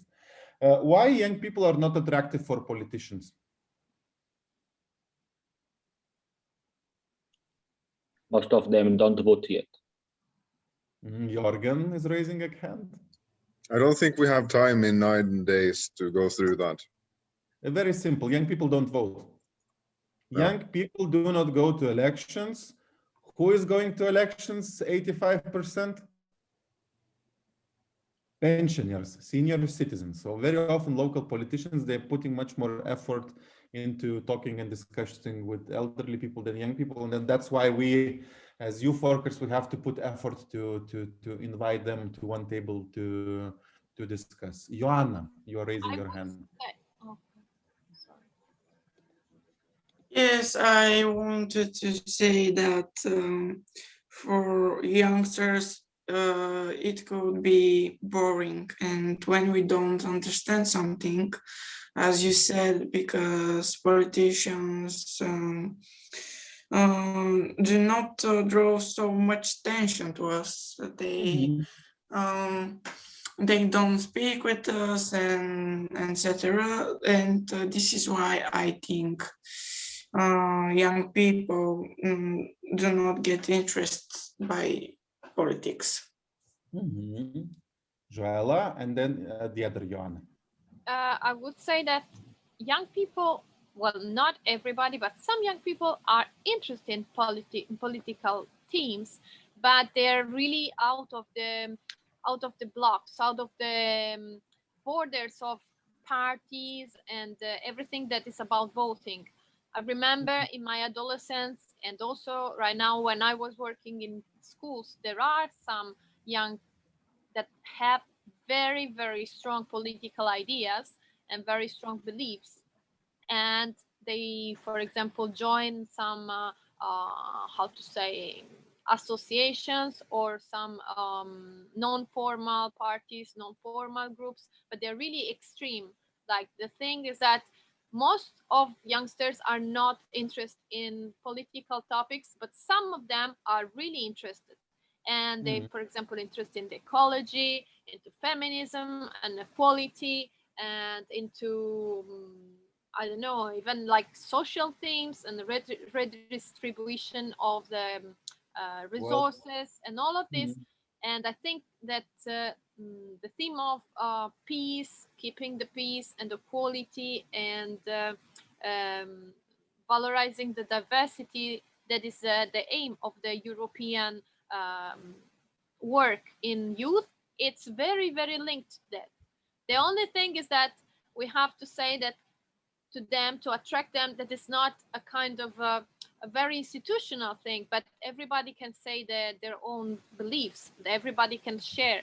That is not like, oh, the government, the old guys and everything, but it's just people that is meeting people and that is sharing and taking how to say, the opinion to a next level. That's the thing. Okay, so now it will be Joanna, Anna, and Aga, and I close the discussion. Okay, thank you. I'll try to be brief. I just wanted to share with you a good practice example from my country. So in Romania, two youngsters, they were already able to vote, started a movement called Generația Vot, so Vote Generation, and they basically made voting cool. And I think it's really an empowering tool to use this, I think, psychological effect of bringing something that is actually important for the whole society to be cool. And I know, like, for example, in my association, because we work mostly with the teenagers that are mostly not able to vote, they can't wait to turn 18 only to vote, only to be cool like the other youngsters. And I think this is a really, really powerful tool for youth workers in general. Super. Mhm. I'm always forcing few people to go to vote for their first time when the election is coming in Lithuania. Okay, thank you, Joanna. Anna, we go to you, and then Aga. Okay, I completely agree with Joella. Young people really are interested in, I would say, policies. Every kind of policies that are that interfere with them. I think the difference here is that, at least in my country, Portugal, the majority of youngsters make a confusion between policies and the politics, the people. Okay, and there is no approach between them, so we need to make the politics, the older politics, listen to the young people, and we also need to somehow capacitate young people to understand how political decisions are made, what is needed to get to the final path to have everything done. And of course this question about people giving, for example, here in Portugal, preference to friends to have some agreements with government, so on. These are not good examples, and I think young people really don't like this, and that's how the image of our politics is getting worse and worse every day. Okay, thank you. Aga? Yeah, I just only wanted to comment that I think this separation between like youngsters and the politics and this kind of issues, at least in Poland, is really related and rooted in really poor public education, connecting with the citizenship, and that's just basically is like this topic doesn't exist in our education, but so the youngsters don't relate, and how is it important, and don't get the influence how it be like the politics and making the law on their future. But is it changing right now, and is it changing? At least I see a really huge wave because of our right now political right-wing party and all the issues respecting the human rights, like a woman and the LGBTQ rights, and of course on the base of the ecology and the climate crisis. So I agree with all of you, and yeah, I really see like a huge movement of realizing how is it important to participate in the citizenship and sphere of life. Cool. So you remember today in the morning I said that youth work and youth policy has to deal with these issues where other systems have failed, and Aga's example was very good. Public system of education is not able to show the importance and is not able to make young people interested. So that's why youth work has to be doing that. And a lot of your examples, comments, I really agree with you. There are very interesting comments in the chat right now. People also react and share their stories. As I promised, I'm closing the conversation about politics. The last training course which we did in real life with Marius was about youth political participation. So that's a very big topic, and one of the big topics we work with in Lithuania and across Europe. So there are a lot of movements, a lot of discussions with Vote 16 and so on, but generally still only maximum 1/3 of all young people are voting. So there is a lot of effort, there is a lot of investment being done, but there is still no clear way how to make 50% of young people vote, 60% of young people vote. Okay, let's go to other forms of youth work. We have detached youth work and mobile youth work, and 15 minutes till the break. So we have to cover 4 more forms. Aga, lower your hand. So No, I was just like reading the chat conversations and very good. There are very nice examples, and a lot of guys here are doing that work. Andres is doing a lot of work. Me and Marius were working a lot with political participation and voting and Vote 16. So that's a nice conversation for a coffee room chat. Youth work in politics. I So think who there can is- present? We can also Marius? move some of these discussions to the Facebook event, because especially if we have open or provocative questions or examples, that's where we could continue discussing, because you know, chat, when we will close it, it will disappear, and really some thoughts are worth further discussing. Super. So mobile youth work, detached youth work, who was filling in the table? Please share your screen.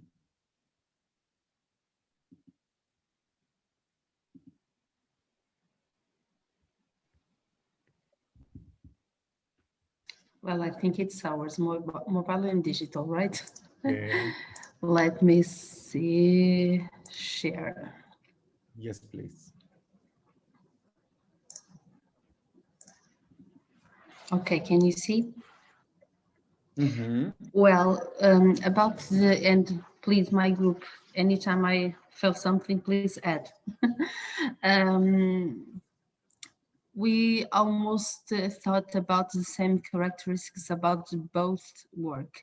We must be adaptable, changeable, be able to change, energetic, although in digital work we think we need to be more energetic to engage people online than presential, creative, flexible, have the ability to solve problems when they appear, and online in the last year we had a lot of that, and empathetic, because we need to create some empathy with the young people in front of us, and also stay positive, because positiveness, I think, we think it can change the relation, and to establish a positive relation with young people.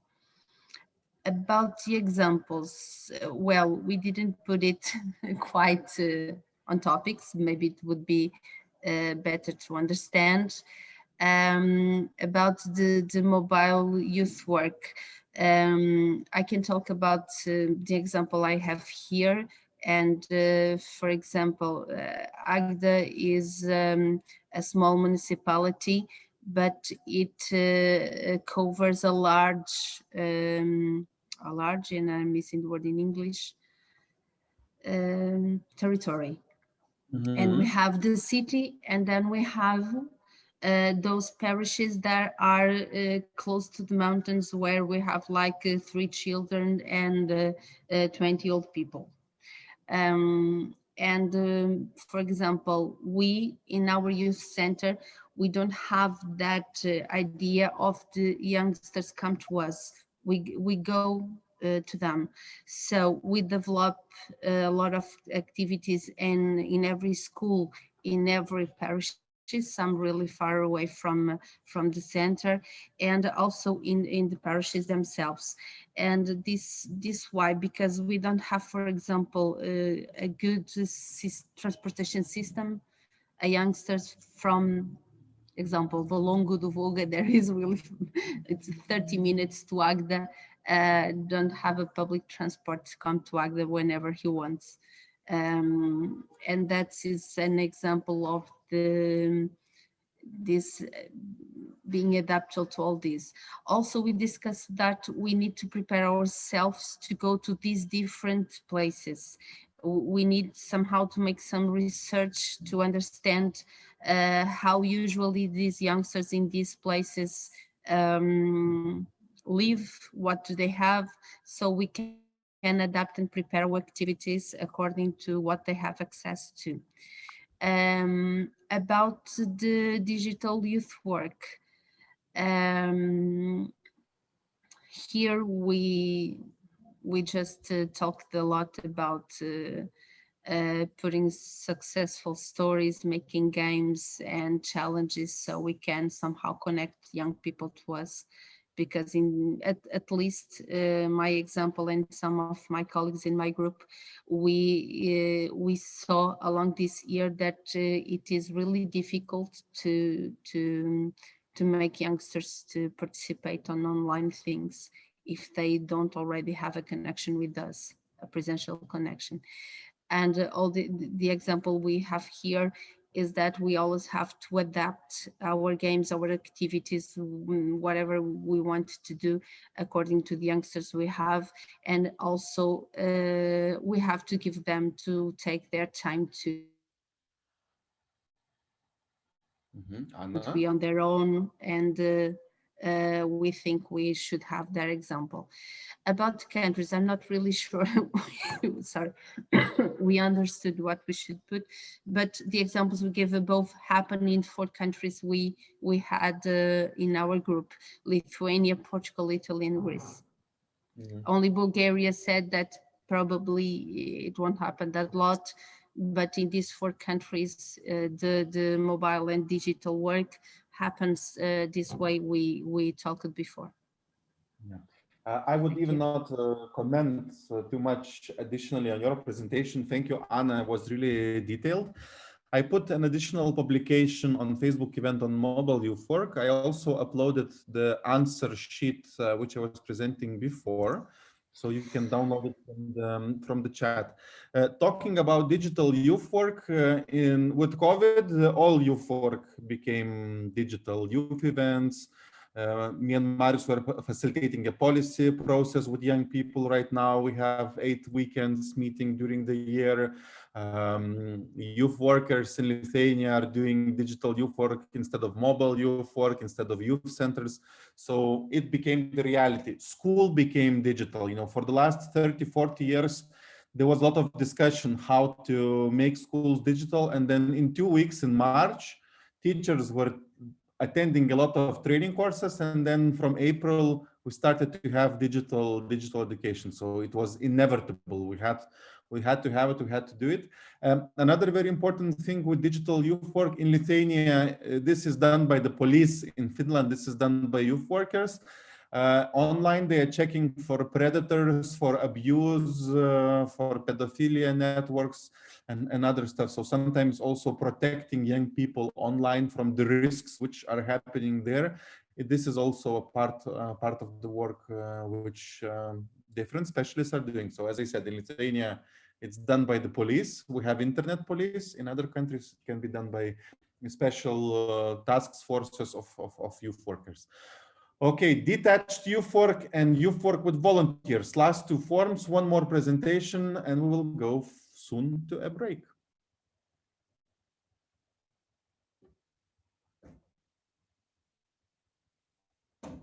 Neringa is sharing. Thank you, Neringa.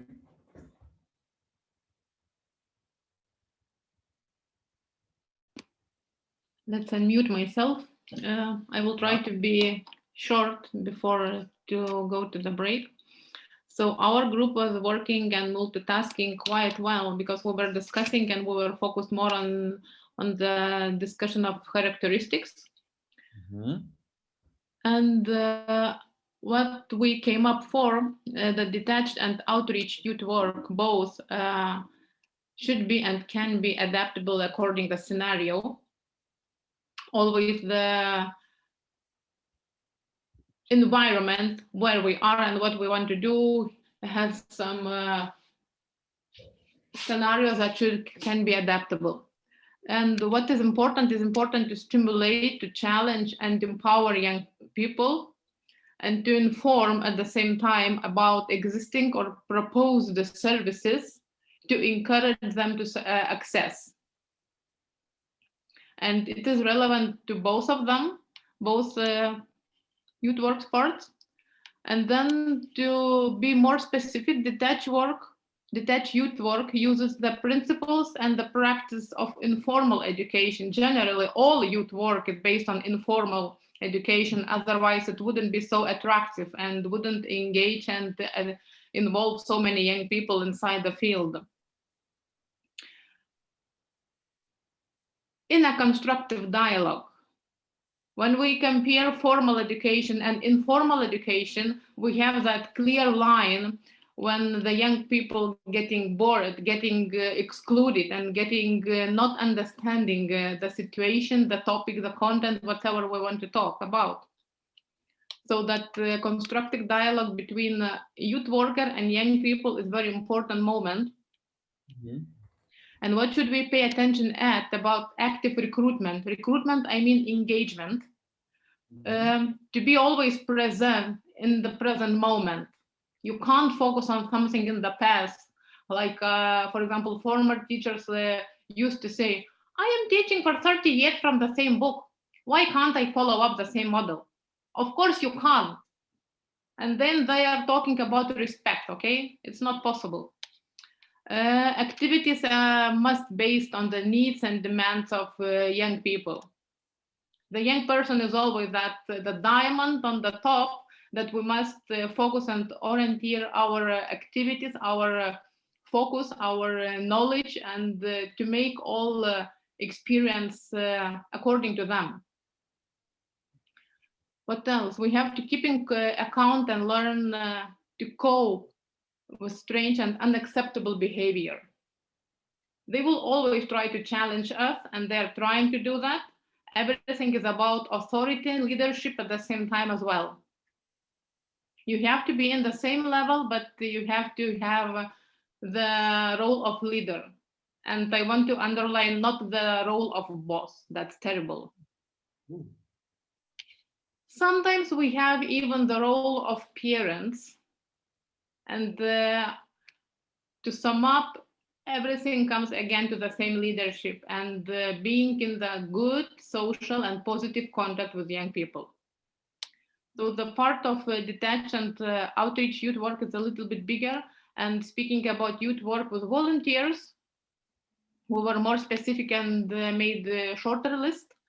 That means all practices are based on real life experiences. Of course, it's suitable for both parts. Everything is based and must be based on the real life experiences. We have to provide opportunities, activities, and experiences for young people. And the same empowerment, the same involving, the same engagement, the same being accessible. And the format, it must be mixed. The style of content must be flexible. And the resources should be tested and tried by ourselves as well. You can't give the contact to young people that is bored and not interesting to you as the youth worker. Otherwise, you will not be able to make it interesting and to get positive feedback and even the positive impact. Now you can find on the one side some hints, and in other side some practical examples. We put that on purpose to be a little bit general and to be a little bit specific, but it can be relevant to both sides at the same time. And speaking about the country specifics, so you can find the Spanish, Latvian, and Moldovan examples. I am not going to describe so wide, just not to take time and to have some time from trainers for feedback and some inputs, extra inputs, to summarize this session. So if my group has to add something, what I haven't mentioned on or where I haven't put some critical point, feel free to add.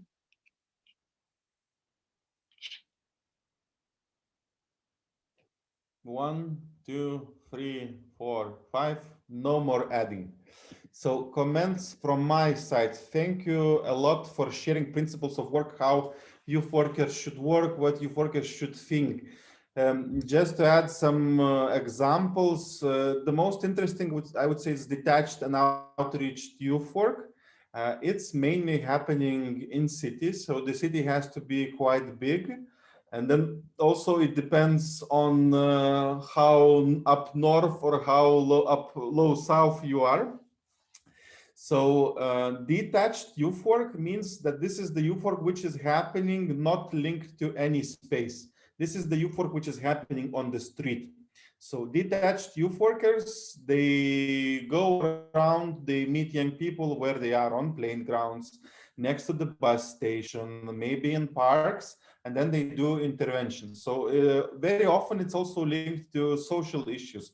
like drug use, prostitution, young people who are living on the street, squatting, homeless young people. So they are dealing with these kind of issues. And it's more often in the countries where you can sleep on the streets through all year out. In Lithuania, we don't have detached youth work because the youth culture has not yet developed to that level that we would have big numbers of young people living on the streets. So there are young people who are living on the streets, but the number is really, really small.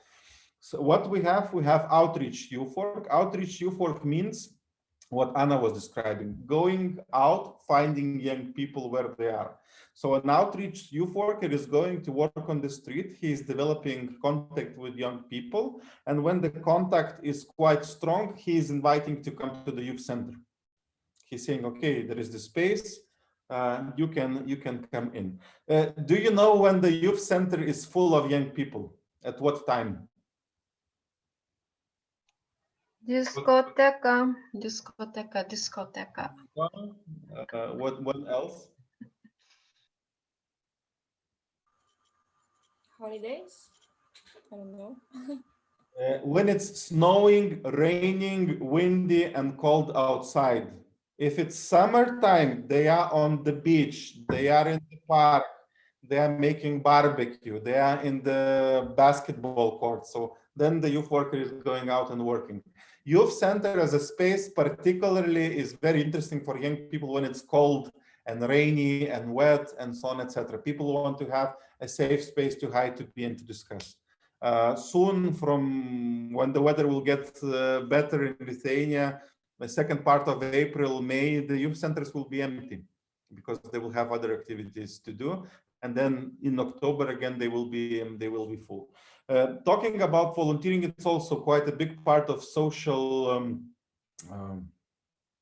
of the civic society, civic participation, and volunteering is becoming bigger and bigger thing. Volunteering in sports, volunteering in events, European former EVS program, now Solidarity Corps. So volunteering is much more formalizing. It's also used as a way how to help young people to get professional competencies and skills.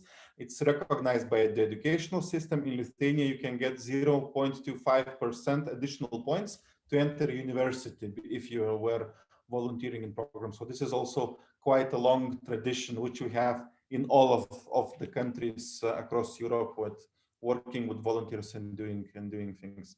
So my summary, what Neringa was saying, just to reflect on that, we have 7 forms of youth work.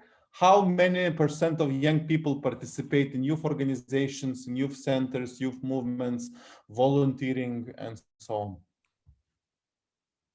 sociologically speaking?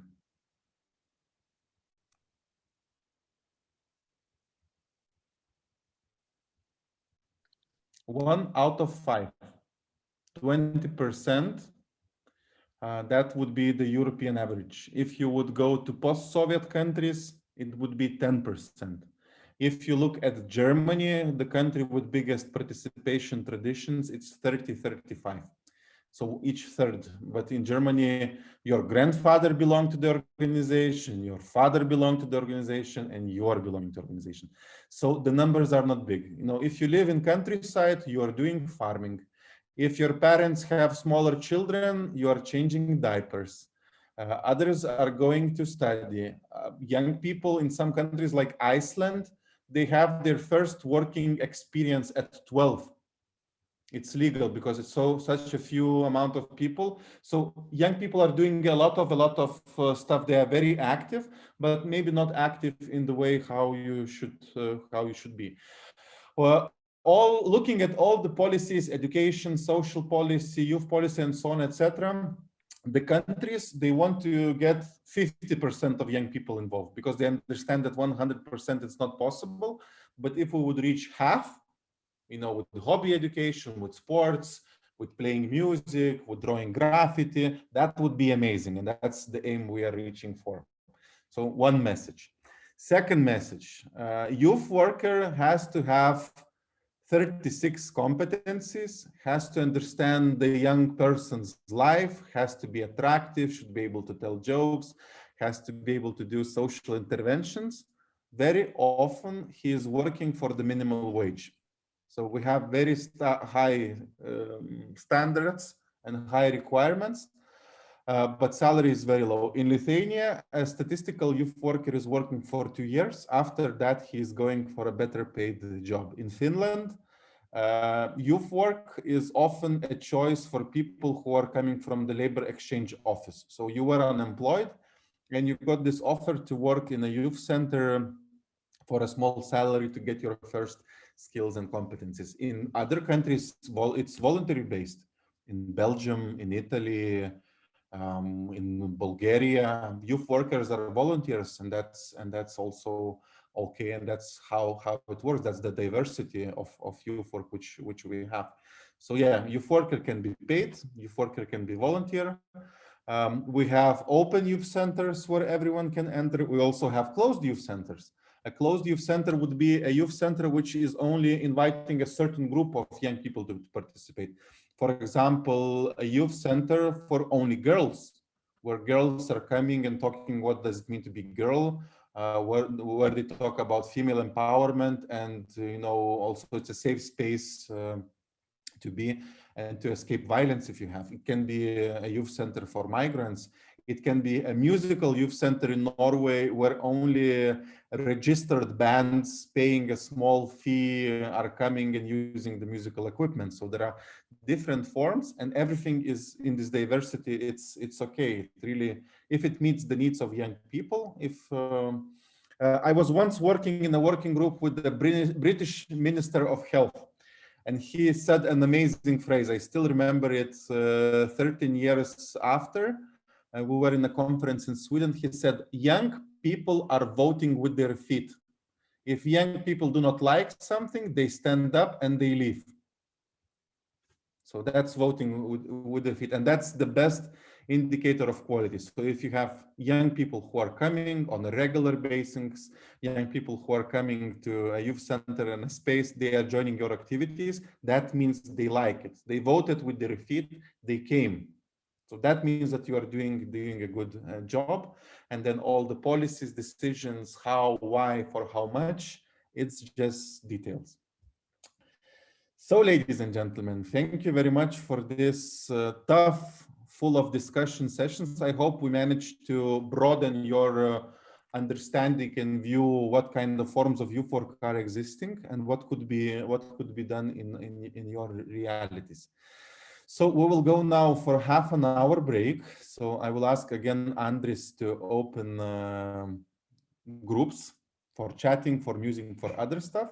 And when we come back, I will still have a presentation on principles of youth work, on principles of open youth work. So to really see what is the backbone behind these discussions. So it will be a few slides which will be presented. And then we have a plan to work, to give you a chance to work in national groups and to discuss a bit of age, context, and young people. So at 14:05 Central European Time, we are coming back. Enjoy your break and see you soon.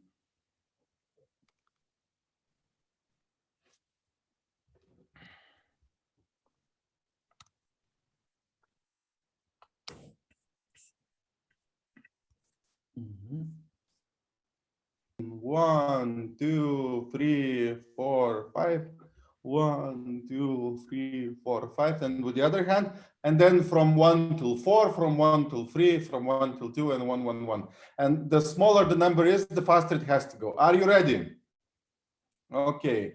1, 2, 3, 4, 5. 1, 2, 3, 4, 5. 1, 2, 3, 4, 5. 1, 2, 3, 4. 1, 2, 3, 4. 1, 2, 3, 4. 1, 2, 3. 1, 2, 3. 1, 2, 3. 1, 2, 1, 2, 1, 2, 1, 1, 1. Super. Good. People are energized. Yoo-hoo! Okay, so Victoria, you will start and Christina will continue. So, hi everybody. As you can see, my name is Victoria and I'm from Bulgaria. Also, something very vital for me is that I'm like 20 years old and many of you are a lot older than me and have a lot more experience in the field. I'm sorry if I offended anybody. Yes, thank you, Victoria. Now I will cry. I'm sorry. Okay, so I'm a technical coordinator for my local nonprofit organization in Pazardzhik, Bulgaria, and it's called Council on Youth Policy.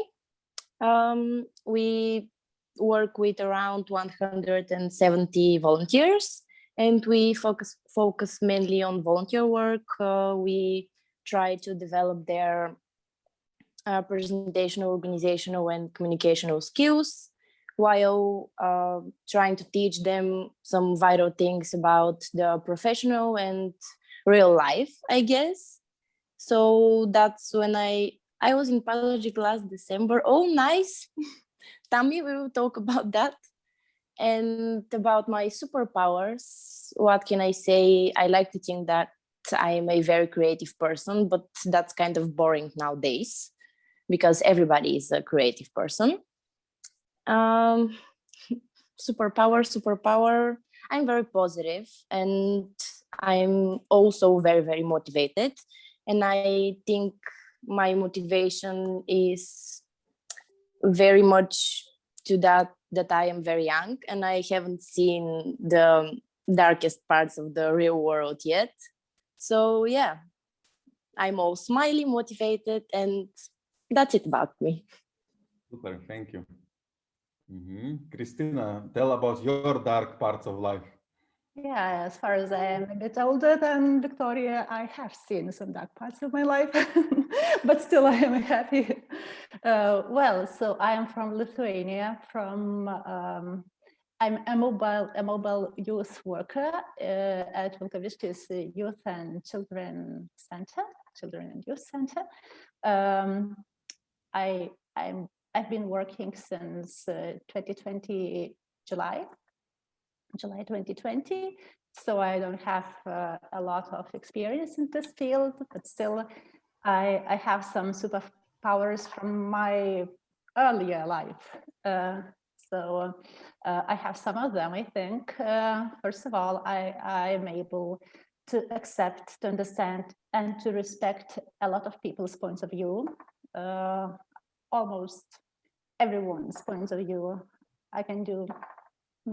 And I can do it without losing my own attitude, which is based on my values.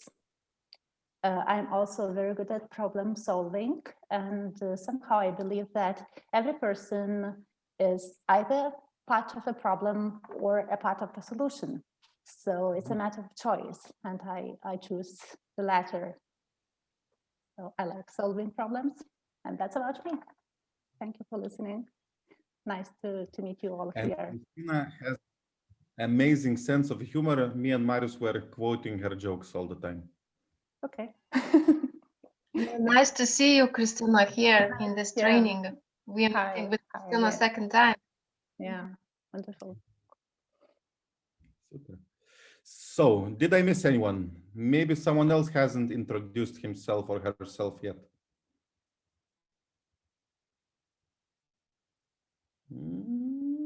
I think everyone has had their 30 seconds of fame. Okay, so as promised, one more PowerPoint. Sorry for being more academic today than usual, but certain things have to be done also in the painful way. So today we will do a bit of PowerPoints and presentations with the aim to put our noses into the same direction. What does it mean? That we have a common understanding and common ground when we talk in the upcoming days about youth work, youth-centered development, and how do we see things. So to add in a bit more detailed way, so what are the principles of youth work or what youth workers are following? So it's also linked a bit to the morning presentation and also the forms which you were discussing. So as I said before, Open youth work is the mother of all youth work in Europe, and the principles of open youth work we follow in other forms of activities. Another thing, it's really based on the principle of humanistic pedagogy. So pedagogy, where the person, the individual, is the most important.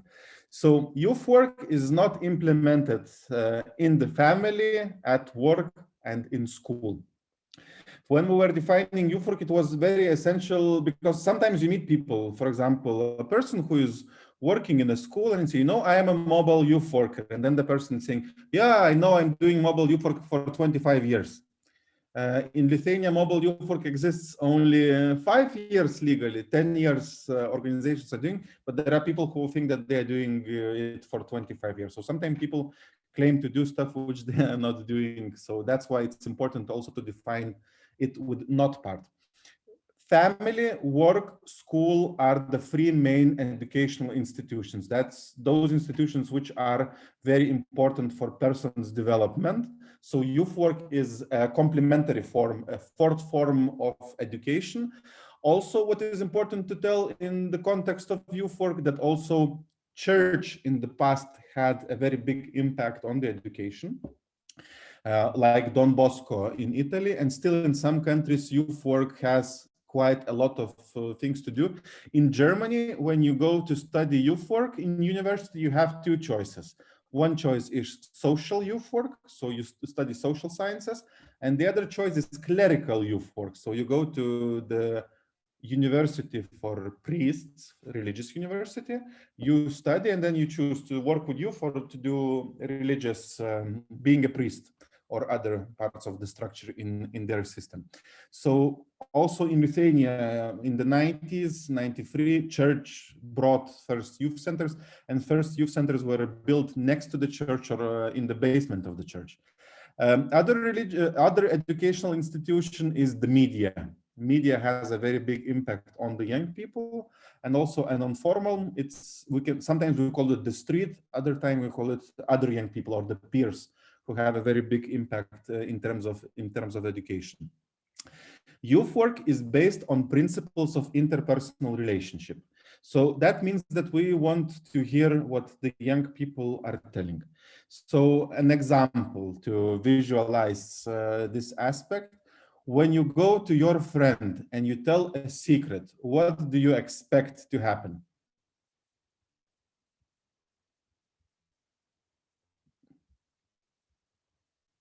Davila, when you go to friends. Keep a secret.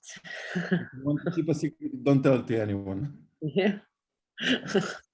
If you tell a secret, another person will also tell a secret. So communication is like a two-way road. So if you want to have relationships with young people, you reveal yourself, you tell your stories, you tell your failures, you tell your successes, and then the young person feels also that he can tell. My personal learning point from this year, I have a son who is he will be 6 on the 11th of April. So when our training course will finish, I have a birthday celebration. And he is all the time telling me about Minecraft. He is playing Minecraft on his iPad. It sucks. I'm so not motivated to listen about Minecraft, and he's even forcing me to play.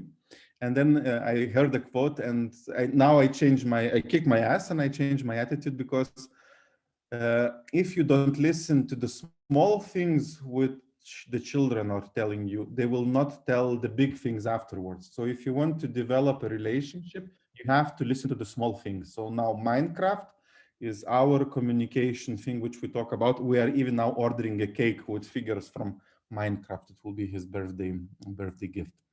So you have to listen to young people, what they tell. Davila, you want to know who is making Minecraft cake? No, I just have, you have a Minecraft. I have a 6-year-old son, and I have a Lego police that I have to listen. Yeah, you have to listen. That's how it works. What you have to understand, very often the youth worker is the only adult who is interested into the life of the youngster, especially if you are from a more difficult background. if the parents are working long hours, or one of the parents is not there, or both parents are not there. So there is not so many adults who are interested in his life. So you are the one who is interested. So youth worker is working with groups, and he's working also with individuals. With groups, we do educational activities, non-formal education. We can organize discotheques, we can do other stuff, camps, cooking food, and so on, etc. And then individually, we talk about serious topics like sexual health, hygiene, relationships with parents, abuse, and other serious topics which the young person is opening up. Can be career choices also, and so on. Youth workers work in forms and methods attractive for youth. Marius was very surprised that Lithuanian youth workers are playing Among Us now during digital youth work activities with youngsters in second and first COVID wave they were doing. So if something is attractive, if some young people are interested, so you do that. Andres, what kind of social messenger you use to communicate with young people? Oh yeah, we use a lot this I forgot the name already because Discord. Yeah, Discord. Because it's the place. It was very not that popular for all youngsters before COVID. It was more amongst the gamers, but they're mostly my target group because they're sitting at home playing computer games, not caring about school and anything else. So adults come to me and like help him.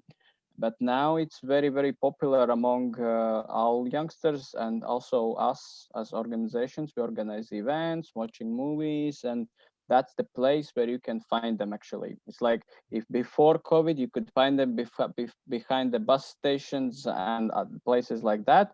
Now you can find them in Discord. Yes. And in Lithuania, only wannabe influencers are using Discord, so I cannot motivate myself to enter. But yeah, that's the thing. You know, you have to open your mind. And another very important message: youth workers are lagging behind young people for 2 years. In Europe, Facebook started in 2008.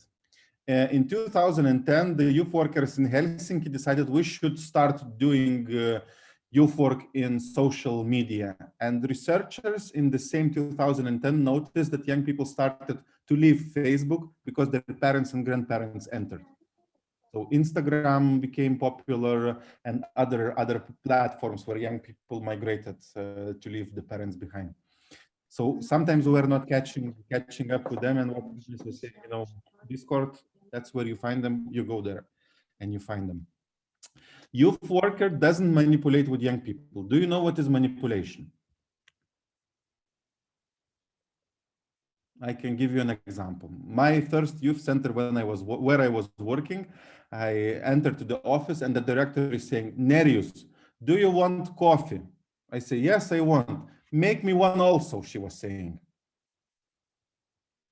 So manipulation, you know, is mixing up things, changing in the way maybe it looks nice, but then it's not the idea how you initially thought and presented. She was asking, do I want coffee? Yes, I was wanting coffee. And she was saying, yeah, make one for me also. So there is quite a lot of manipulation what adults are doing, and every one of you have probably experienced that, participating in an event where you do not know why the event is organized, dressing up nicely in school for celebration and meeting the important people and helping them to undress, performing arts in front of audience in a school event, conference, or something. So these kind of things that are quite natural, which we have, but then it's often a manipulation.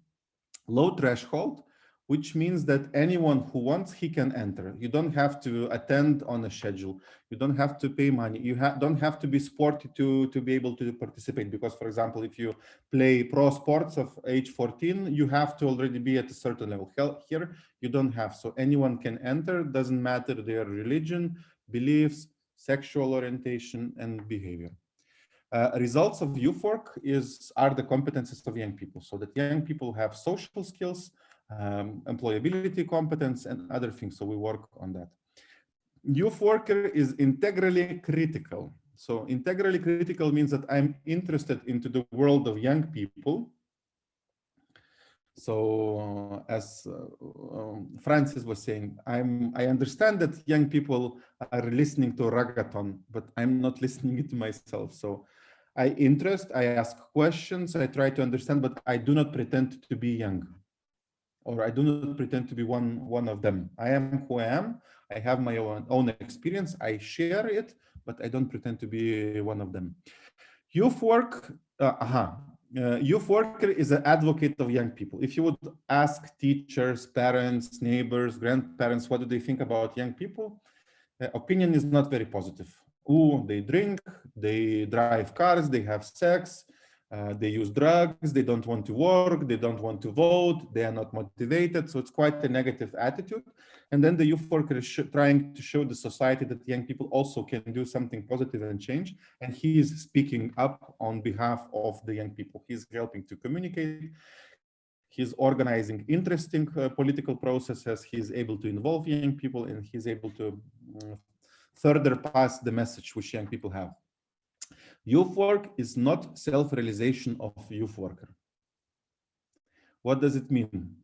That means if something was very important for me when I was young, I think that all young people have to do it. For example, I was dancing traditional dances, and I believe that traditional dances will save Lithuanian culture and stop young people from migration. So now I'm enforcing traditional dances for everyone else. So it's very often you have to check, is it me who wants to do that, or is it the young people who are really interested in doing that? Youth work is happening where young people are and when.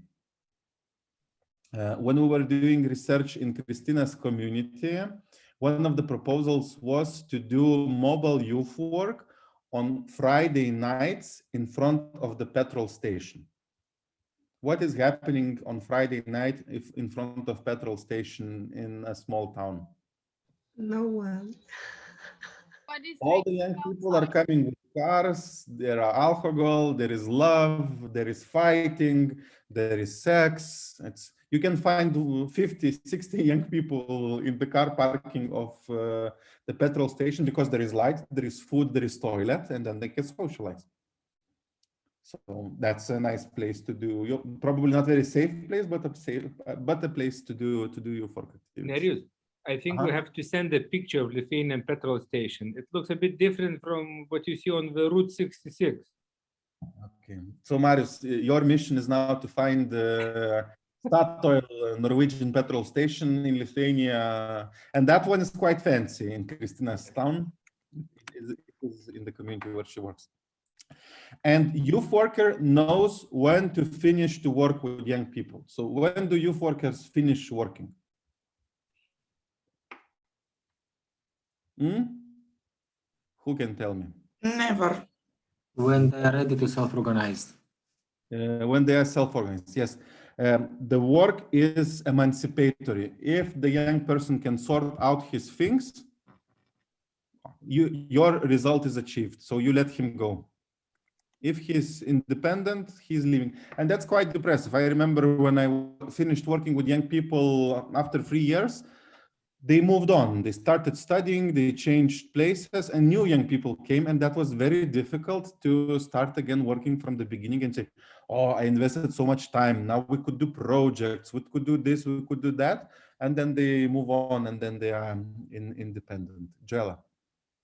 No, I wanted also to say that to know what is your role in the education of this person, so that if you see that there are certain problems, you can just see if you can, from, like, for example, municipal help for health or for mental health, to help this person, but you don't get yourself into this, like, you are not a psychiatrist, you're not a psychologist. You can suggest him to go to a psychologist, but you can't become his psychologist. You can't become his protector if the person is a victim of abuse or something. You can just help him to find the specialist, but not take the place of the specialist, because otherwise you will work 24 hours every day, and you will not even work better. You will not work in a good way. So, but this happens to a lot of youth workers that want to take all the problems on themselves, but at the end, it's not possible to solve the problem. You are just for helping them to grow, not to solve exactly their problems. you are not police, you are not medical care, you are not the family. So drug addiction, abuse, mental health issues are not the field of a youth worker. Also, if your youngster is pregnant, you are not going to the hospital to hold hand. There is family, there is the other parent of the child, then there are also social services. You can direct, you can inform, you can follow up on the phone, but you are stopping at a certain moment, because otherwise you get burned out and you change a job very soon. So it's also very important to draw this professional border when we work with young people, so to stop. And what is very also important, we are not psychologists, we are not able to do that, so we are not doing. If you have a degree in psychology, yes, you can. Sometimes you are the only one interested, but yeah. Barbara, you were turning on the microphone.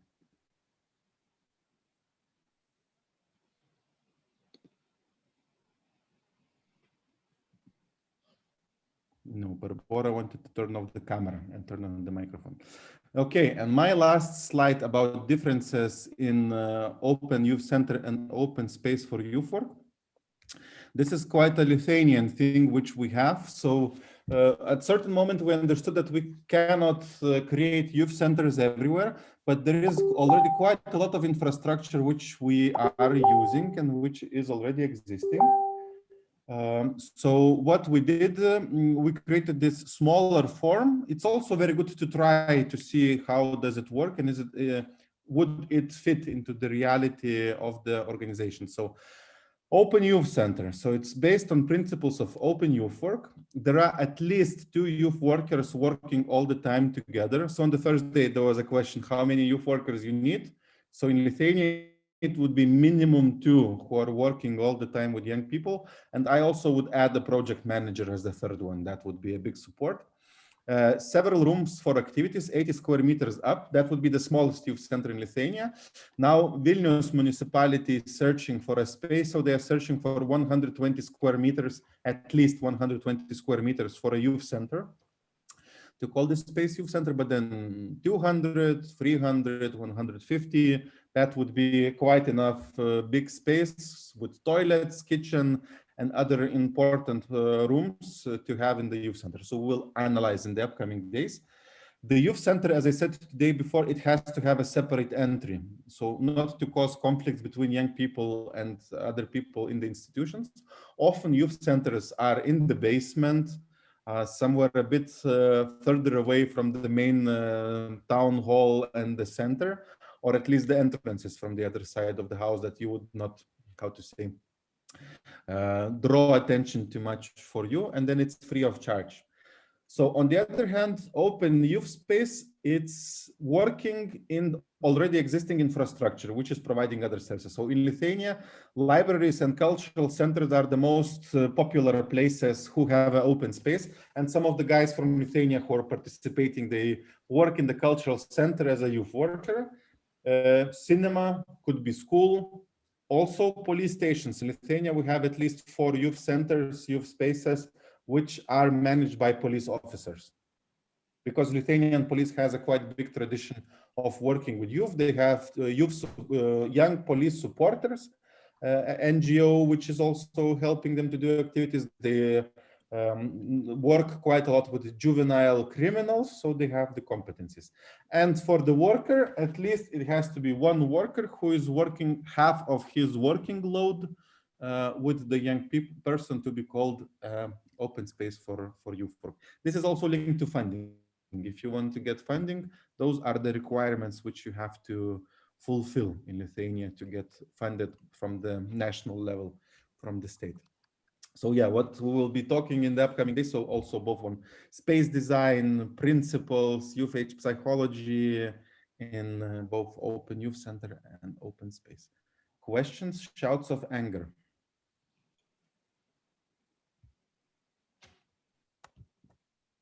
Fernando is nodding the head. No shouts of anger. Shouts of anger. Jella. This is not a shout of anger. It's a question that I wanted to say from before. I actually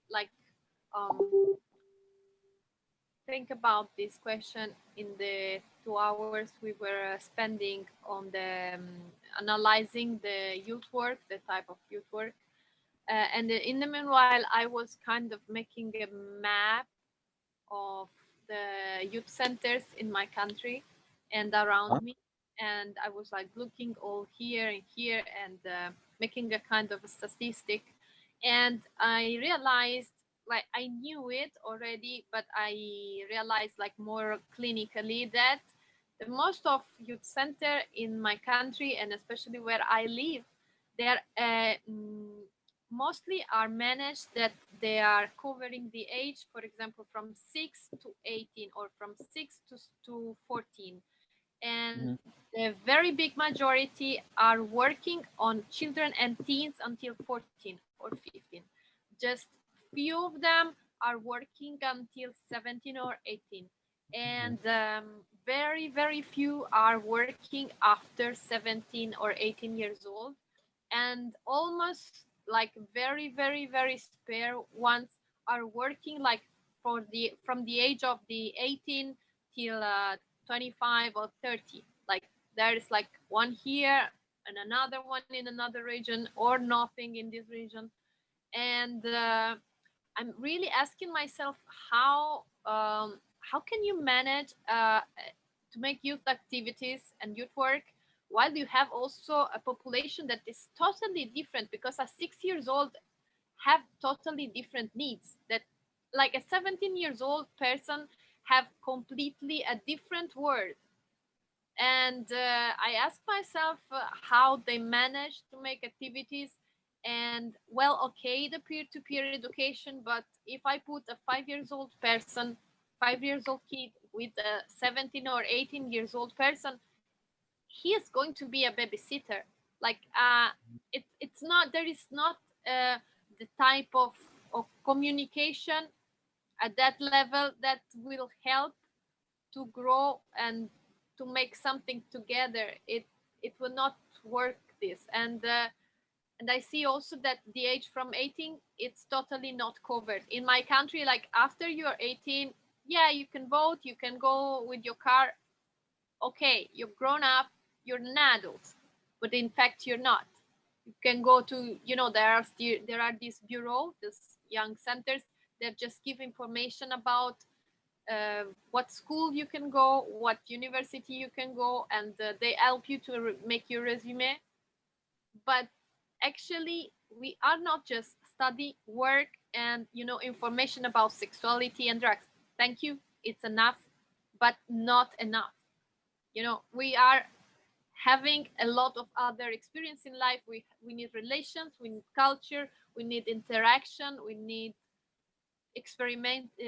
to experiment new things. And I ask myself how we can do in this environment. Like I ask also the other, how is in your country? Because in this country, I see that after 18 or 20, you are in the hand of university. So you follow the university group, students association, whatever, or you go to sports centers, or you found your own association, but there is not like a place where you can hang out and grow after 18.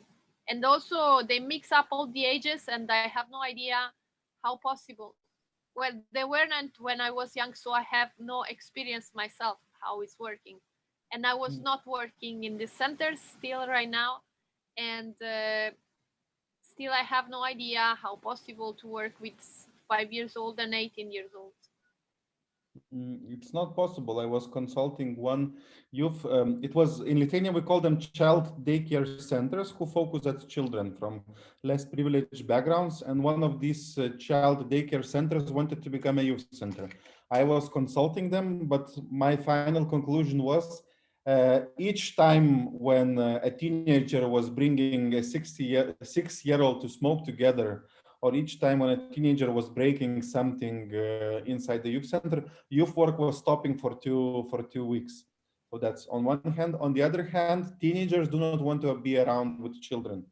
So you cannot have an 11-year-old and a 15-year-old in the same room, because lives are too different. They are worlds apart already. For the 11-year-olds, it's nice, they want to do it, but then for teenagers, that's not already their space. They are escaping from young children, they're escaping from brothers, they're escaping from sisters, and they want to be with their peers. So in Lithuania, we have a very clear separation. That's why it's 14. If you want to involve young people who are younger than 14 in a youth center, they have to come on a separate time earlier for 2 hours, and then the older children are coming. Yeah, in our country, as far as I see, I've seen a lot of regions. Then maybe we can speak with Gennaro, because I see also in the center and the north of Italy, but there is totally not this thing.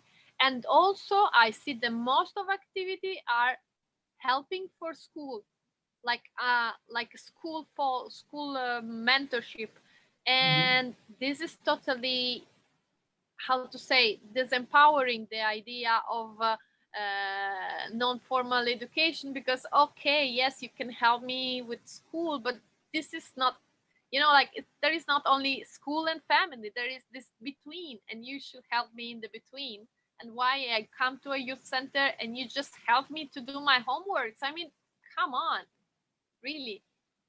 This is Joella, I will stop. Tomorrow we will talk a lot about what is in between. So tomorrow our topics will be psychology, sociological needs of young people, and basically the content, what is in between. So I think your question is a very good intro in what we will be doing tomorrow. So we will be looking into the lives of young people, of their challenges, difficulties, problems, interest, behavior, importance of friends. So we will talk tomorrow more how to meet these kind of things. Marius, are you taking over? Not sure. You're not replying in the chat, so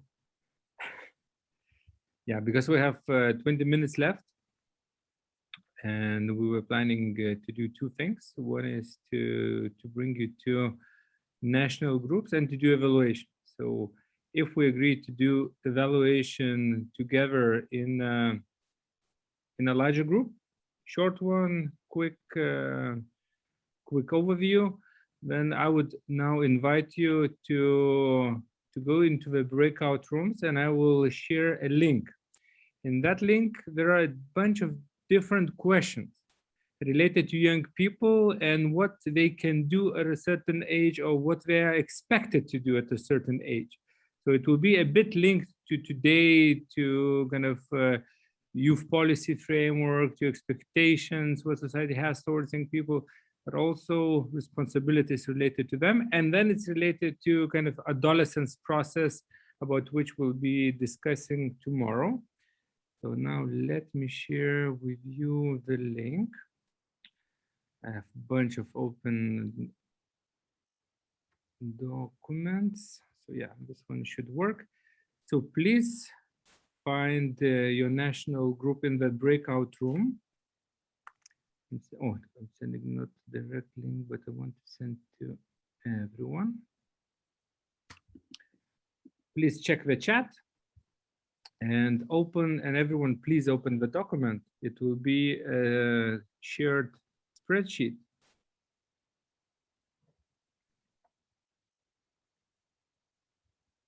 So you would see the countries of the project, and also on the left-hand side, different questions. So what we expect you to do today, to next 16 minutes, is to start discussing with your national group, with representatives of the same country, a little bit relating what we discussed today, but also trying to answer these questions, because some of them are quite straightforward. Some of them you need maybe to research a little bit, and that will help you to prepare for tomorrow's session. If it's clear, I kindly ask you to go to your breakout room. I see already Italians, Romanians are gathering in groups.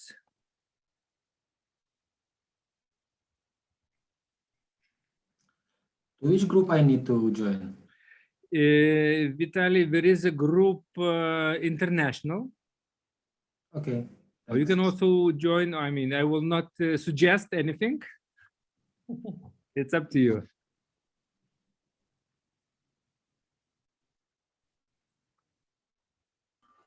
And should I be alone or also You join? can join international group. Yeah, Aga, you can also join Vitaly in international one. I'm not sure if our Greek colleague is with us now, maybe not. So if you feel lonely in your group, join the international one. Okay. Also, Jorgen is with his imaginary friends, can come to international one.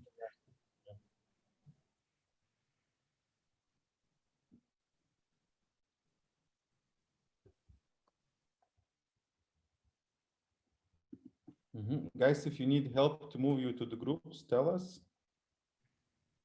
Yes, Bulgaria. Pavel, I will move you to Bulgaria. Thank you very much. I am flying to Bulgaria. Where is my Bulgarian group? Bulgaria. Here you go. Fernando to Spain. What is the international group again? It should be by the end.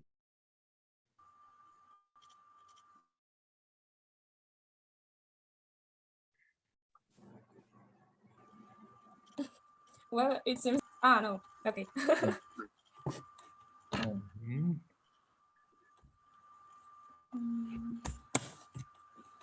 Okay, I'll go back to main room to help others if there is a need. Ciao, ciao for now. Yes. In our group, we have a female with mustache. So till Friday, you have to find out who she is. Okay. For Friday. Okay. I will put it on the calendar. Okay. Challenge. The one who finds out gets an additional badge.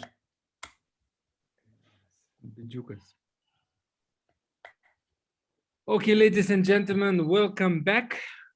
The last session, just few minutes remaining. We don't want to extend this process longer than it has to be. So first of all, I would like to see your reactions to the discussions which you had in your national or international groups, but please express it with reactions from Zoom. Hearts, thumbs up, surprised or shocked. Genaro, what's your reaction? Scratching the head is not Zoom reaction. There are too few reactions to choose. Why they should put more?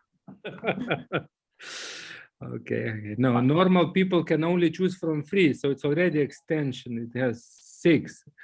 Okay, so different reactions. Very good. Tomorrow morning we will start from discussion and comparing these different results, what we found out. In some cases, we might need to correct some of your answers. Some things are expected, but some things are in the legal framework. Some are assumed or not. But now we would like to do a quick evaluation, because we cannot do with in a smaller groups because not so much time left. But I kindly invite you to go back to Slido. I hope I'm sharing it. Yes, you are. Yeah. Okay. It should be on in a second. So we have just few questions for you prepared. And the first one is very easy, but I have to get to that. I have too many windows open. Sorry, guys. So the one is, how useful was the day for you? On a scale from 1 to 10, from 0 to America, how useful was the day for you?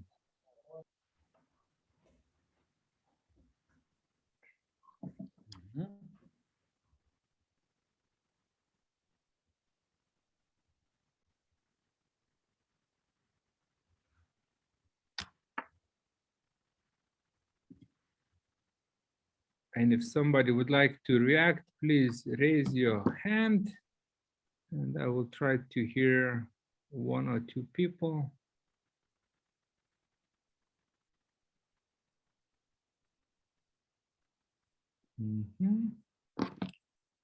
Anyone would like to comment? 21 person replied already. 22. I see Christina is laughing. Jorgen is concerned. Maria is happy that the day is over. And still half of the day left in Portugal because it's still just 2 o'clock. Okay, and then if nobody's commenting, let's move to another question. What is your aha moment from today?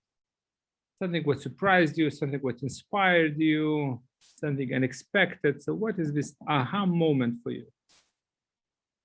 It can be one word, it can be a sentence.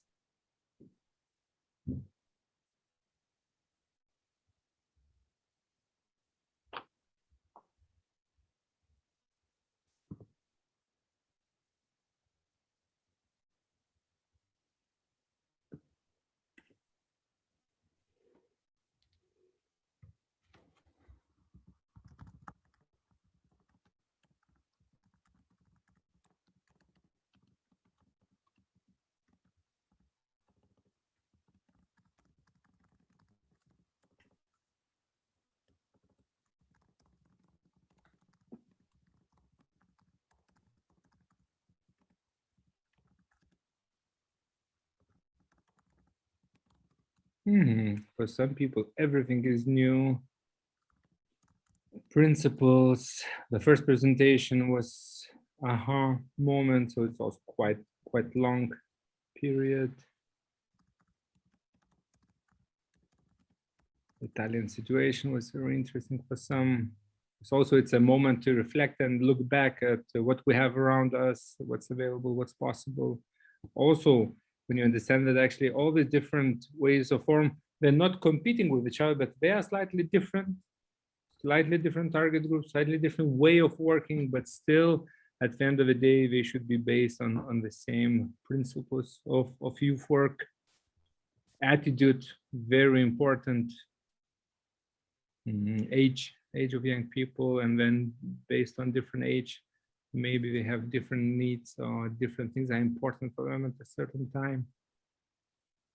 Okay, so I hope we will manage to keep you surprised, keep you curious, and also entertained, and also definitions versus realities. Yeah, some things which we have in paper, but also in reality, sometimes it's slightly different. Okay, cool. If you are still writing, write it down, finish the sentence. And I have just the last question to check, energy thermometer.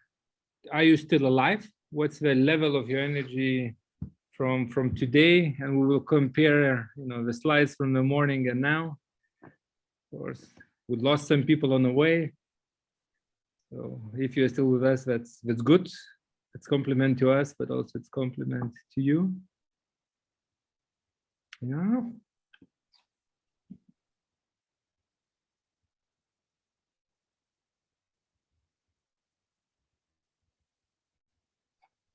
We were talking with Nereus that somehow this day went pretty quick again. Yesterday I was exhausted, like, I don't know what right word to find to explain how exhausted I was. Today so far feels okay.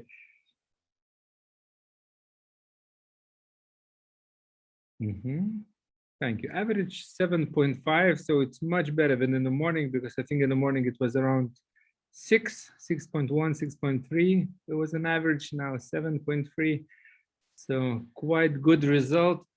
Would somebody like to kind of check out from today, say something to us or to the group? Yes, a few words, if anybody feels like. Yeah, Jorgen, go on. I'm very happy with the day. It was very disrupted for me. I hope to be more present. Not that I want to talk more, because I talk enough. I also realized that in a time forced to digital communication with everything, my recruitment skills suck. So I need to work on that. Other than that, you're doing great work. Keep it up. I'll be more present tomorrow. Thank you. Tusen tack. Bara hyggligt. Anyone else? Luis, I see you are happy. You have to share it with us. I'm gonna smile less. No, I'm quite happy with the day. Every day I'm discovering new things, even if always you feel that, oh, the last training course is gonna be the top. No, never. So I'm quite fulfilling my happiness with this, with discovering new stuff from the trainers or from the methods or from the information in the presentations or even from other participants.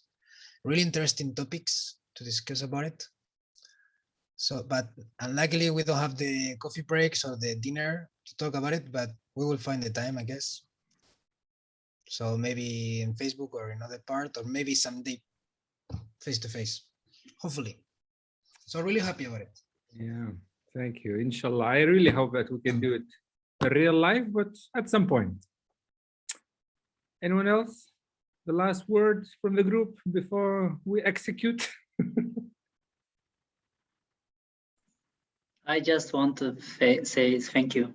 I searched for such kind of project long time. I am new in Lithuania. And I find something similar with in presentation of Nereus, and I reading now a non-formal education practice in Lithuania, the book. Maybe you know that, and I find something relevant info. So it's very effective now to read and also discuss it with you here. And I made a lot of notes, so it will help me in my center. Thank you very much for that. Thank you, Elmar, a lot. Also, Elmar, you know, you made the Lithuanian group an international one. You had to speak English because we thought, okay, for like at least there is one chance when a bunch of Lithuanians can speak in Lithuanian. No, but that also really reflects the reality. And youth work and youth centers are usually most open-minded because they work with a minority group, they work with refugees, with socially excluded groups. So the youth centers are always like the most open-minded and the most international and mixed areas. So yeah, welcome. Even in a small town in Lithuania, now they're forced to speak English, so that's good. Okay, guys, so thanks a lot from our side. Andres had to leave for a phone call. So from Nereus, me and Andres, really glad that we managed to bring you along the way. And we hope to see you tomorrow morning. Again, same time, same place. Take care of yourself. Have a nice dinner, have a nice coffee, go for a walk, and come back ready tomorrow with more energy than today. Ciao, ciao. Ciao, thank you. Bye. Bye-bye. Nereus, can I ask you to stay for a minute, please? Так, Or Mariusz? możemy na polsku rozmawiać, jeśli chcesz. O! Mariusz rozmawia, ja też rozmawiam, tak możemy po polsku. Moja żona na połowa Polka. Ja 1/4 Polak. Super. Okay. We are scaring people, but yeah, in Polish we understand, but talking professionally, maybe not really. Okay, so I have a question regarding the budget, the wallet budget. How is it called? Sorry, because unfortunately I missed like almost the whole day yesterday. I was only on the first part, and then I need to go out for the meeting, and I don't know what I should do with this application, or is it obligatory, or I need to day by day do something with it or not? So are you connected or not? Yeah, I already have this application, and I'm connecting with by my mail. Yes. And you also need to, and I'm not sure if you connected or not to the project itself. No. I Marius, Mhm. stop recording. I'm still recording.